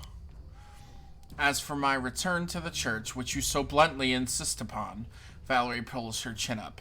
Please, Fredero, spare me your wordy speeches. The day I walked out of the convent gates, I made a decision. I'm not going to change. I'm never returning to the Eternal Rose Order. I'm never going back to serving Shellen. Whatever nonsense you started with your letter, let's put an end to it, once and for all. Fredero studies Valerie's face for a long time. His eyes turn steel gray. I don't believe my ears. I expected to see repentance, Valerie. Repentance for your foolish choices. Repentance for the pain you've caused your family and all those who relied on you. But instead I see a proud renegade who dares to resist the will of the goddess and who would defy me, the one who labored to bring you up and teach you. I have to admit, you're somewhat right. Lindsay stops under Valerie's glare and moves away apprehensively. Red spots start to appear on Valerie's cheeks and she catches her breath with some difficulty. I am not in the least bit surprised by your words, Fredero. You have always been deaf to anything that goes against your beliefs. I'm not Shellen's chosen. I'm not a god's toy created to entertain the whimsical goddess. I'm not... Quiet, before you bring her wrath upon you. How dare you, who is bestowed with celestial beauty, so insolently reject such gifts that others can only dream about? Your fate is already decided, laid out as a fine carpet before you. Enough. I didn't come here to listen to a spoiled child speaking out of turn, but only to bring you home. And I will take you by the ear and drag you all the way to the Order's convent, if that's what it takes. One more word, Senate, and your head will be decorating the nearest fence. Valerie slices the air with her hand. Stay out of it, Narian. Fredero might be crossing the boundaries of politeness, but no more than that. Stay your hand and allow me to finish. I only meant to support you. Valerie interrupts you. She is almost screaming. What you call home, Fredero, was my prison. My home is here, in these lands for which the Baron and I have fought and shed our blood. Here, beside the one who I've vowed to serve, and whom I shan't leave until I die. Here in the stolen lands, where for the first time I can decide for myself where I belong and what I believe. Valerie's voice grows soft, almost like a hissing snake. Take your people, Fredero, and go back to the Eternal Rose Abbey. And if you've the nerve to claim I'm Shellen's chosen, well, know that your precious goddess should have chosen her trinkets more carefully. Fredero grows white as a sheet. How dare you? Well said, Valerie. Fredero looks Valerie in the eye. The paladin's hand is on his weapon.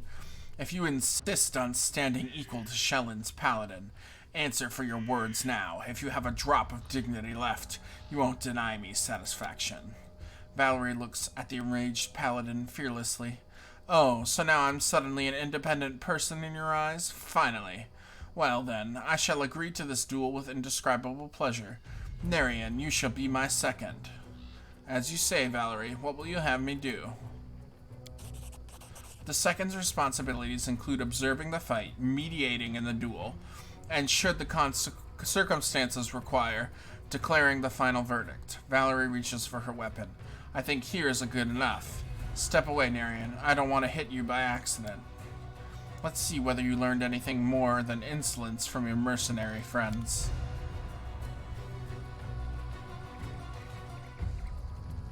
One of my squires will be my second. Would everyone please clear the dueling ground and do not interfere until a winner has been determined.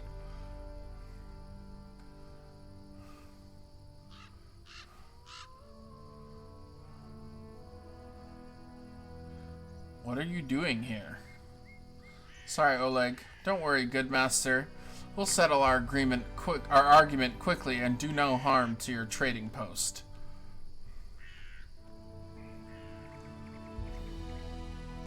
So, Valerie, are you ready? I am, Fredero. Let your second start the countdown. Let's begin. Participants, please ready your weapons and assume your positions. 3, 2, attack! Arms! Amranda Gratio.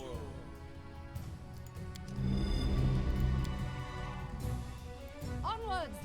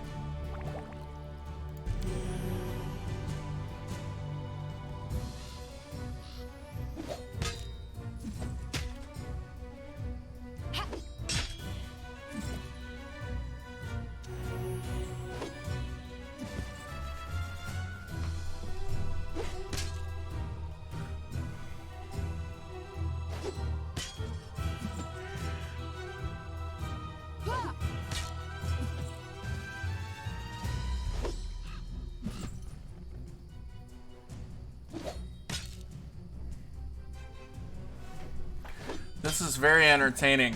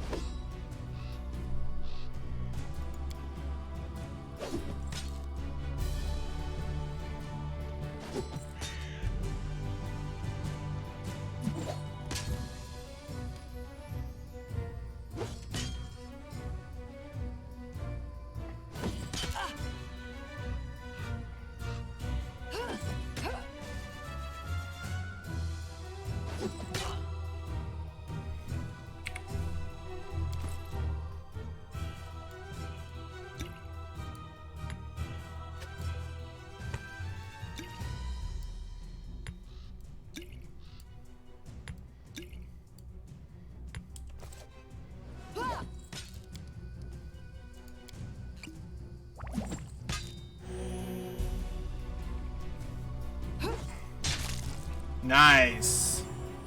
Oh, come on with your lay on hands.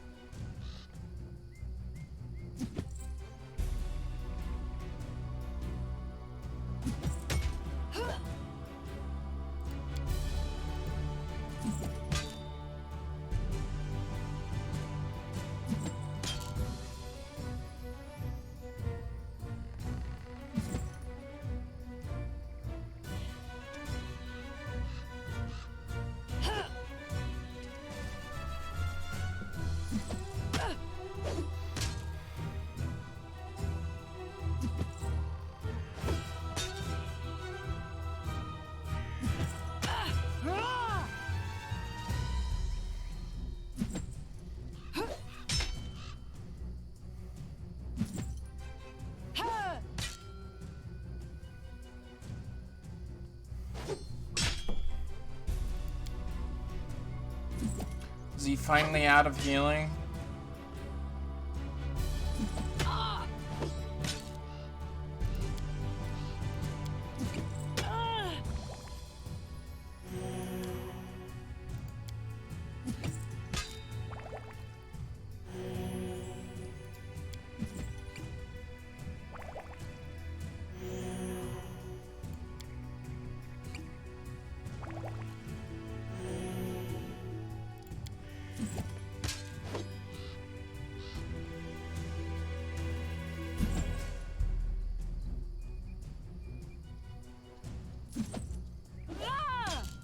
Welcome back. We're in the world's longest duel.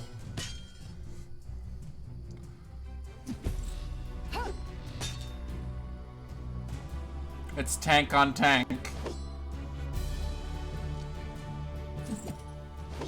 And both tanks can heal.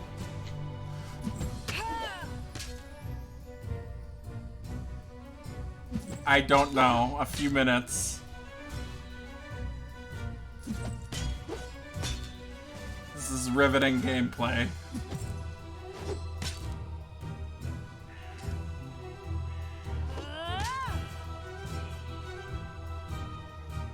Because Valerie needs to defend her honor.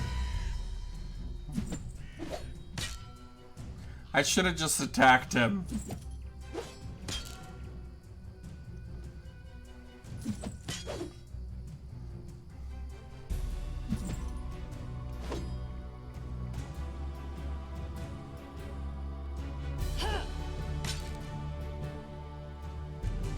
Apparently.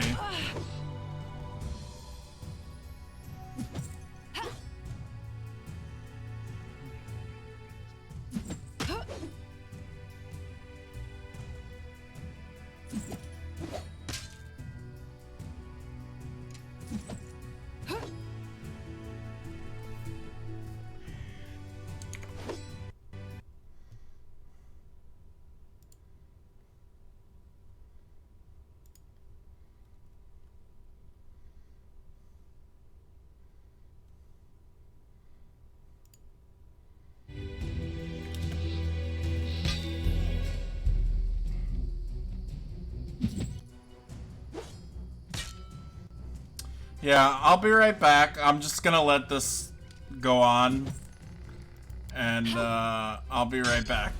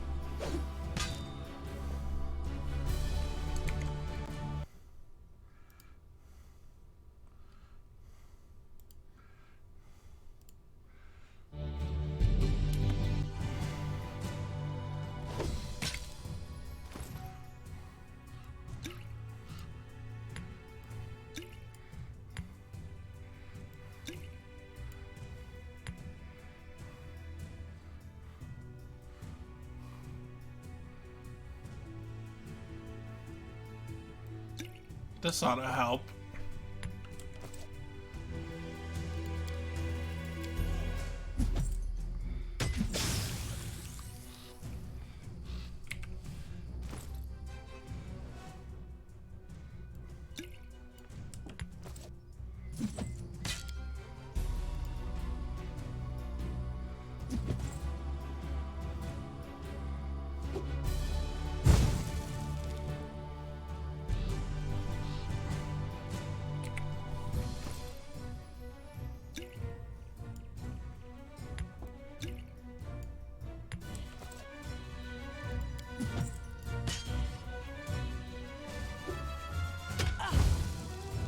There we go.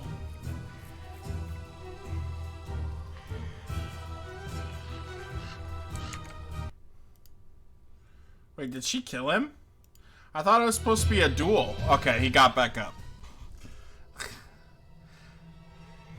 Fredero kneels heavily on one knee, wheezing and spluttering. Right, you always were better at fighting than evolving your spirit and character.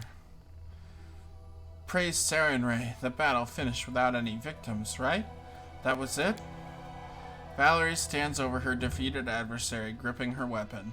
She momentarily takes her eyes off Fredero, bent low before her, and looks to you.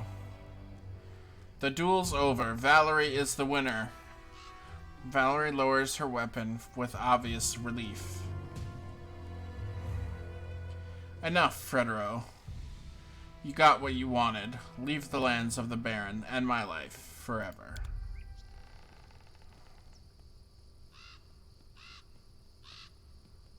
I obey the word of the victor. Very well. Farewell, Valerie.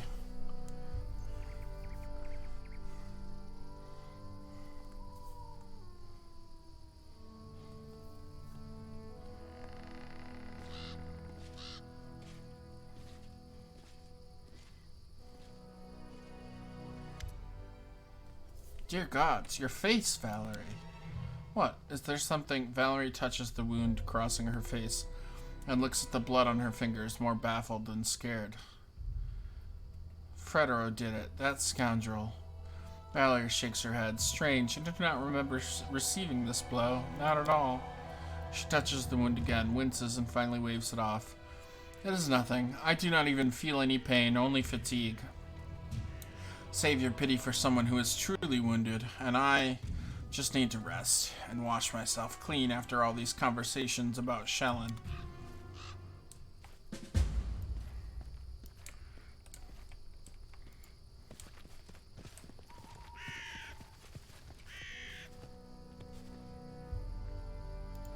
Adventures await. Magritium Turinos. Magritium Turinos. And Lindsay was called forth. Esme, Axel, yes. Esme, Axel, yes. Esme, Axel, yes.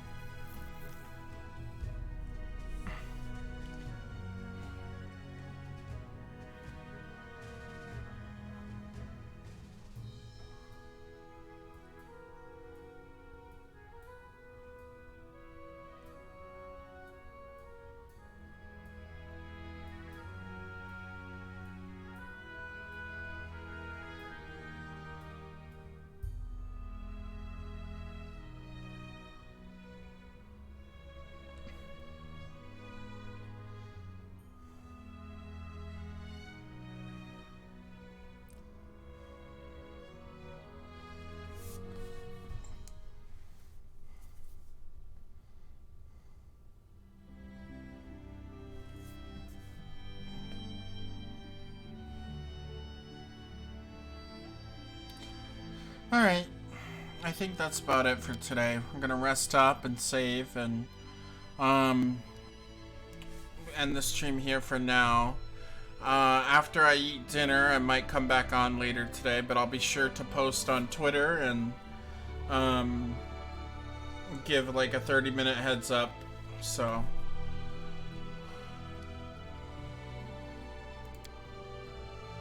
It's strange to remember how, as a child, I enjoyed all the bright dresses, bows, and ruffles. And I like them all so much. Too bad I don't often get a chance to dress up.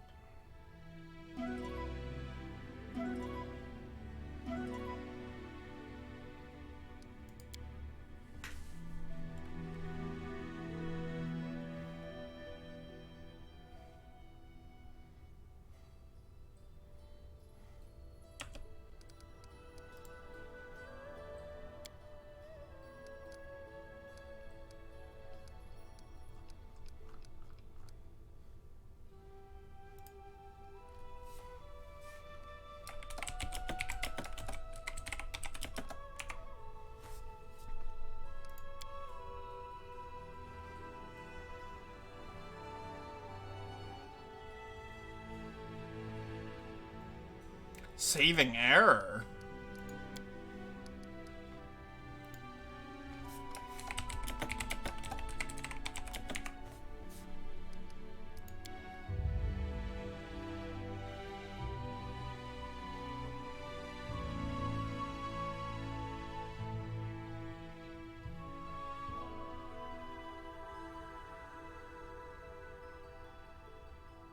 There we go.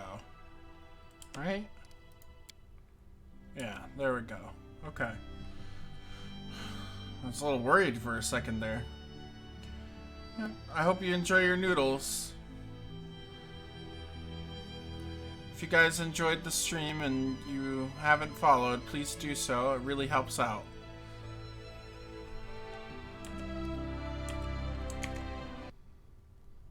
I hope to see you guys later.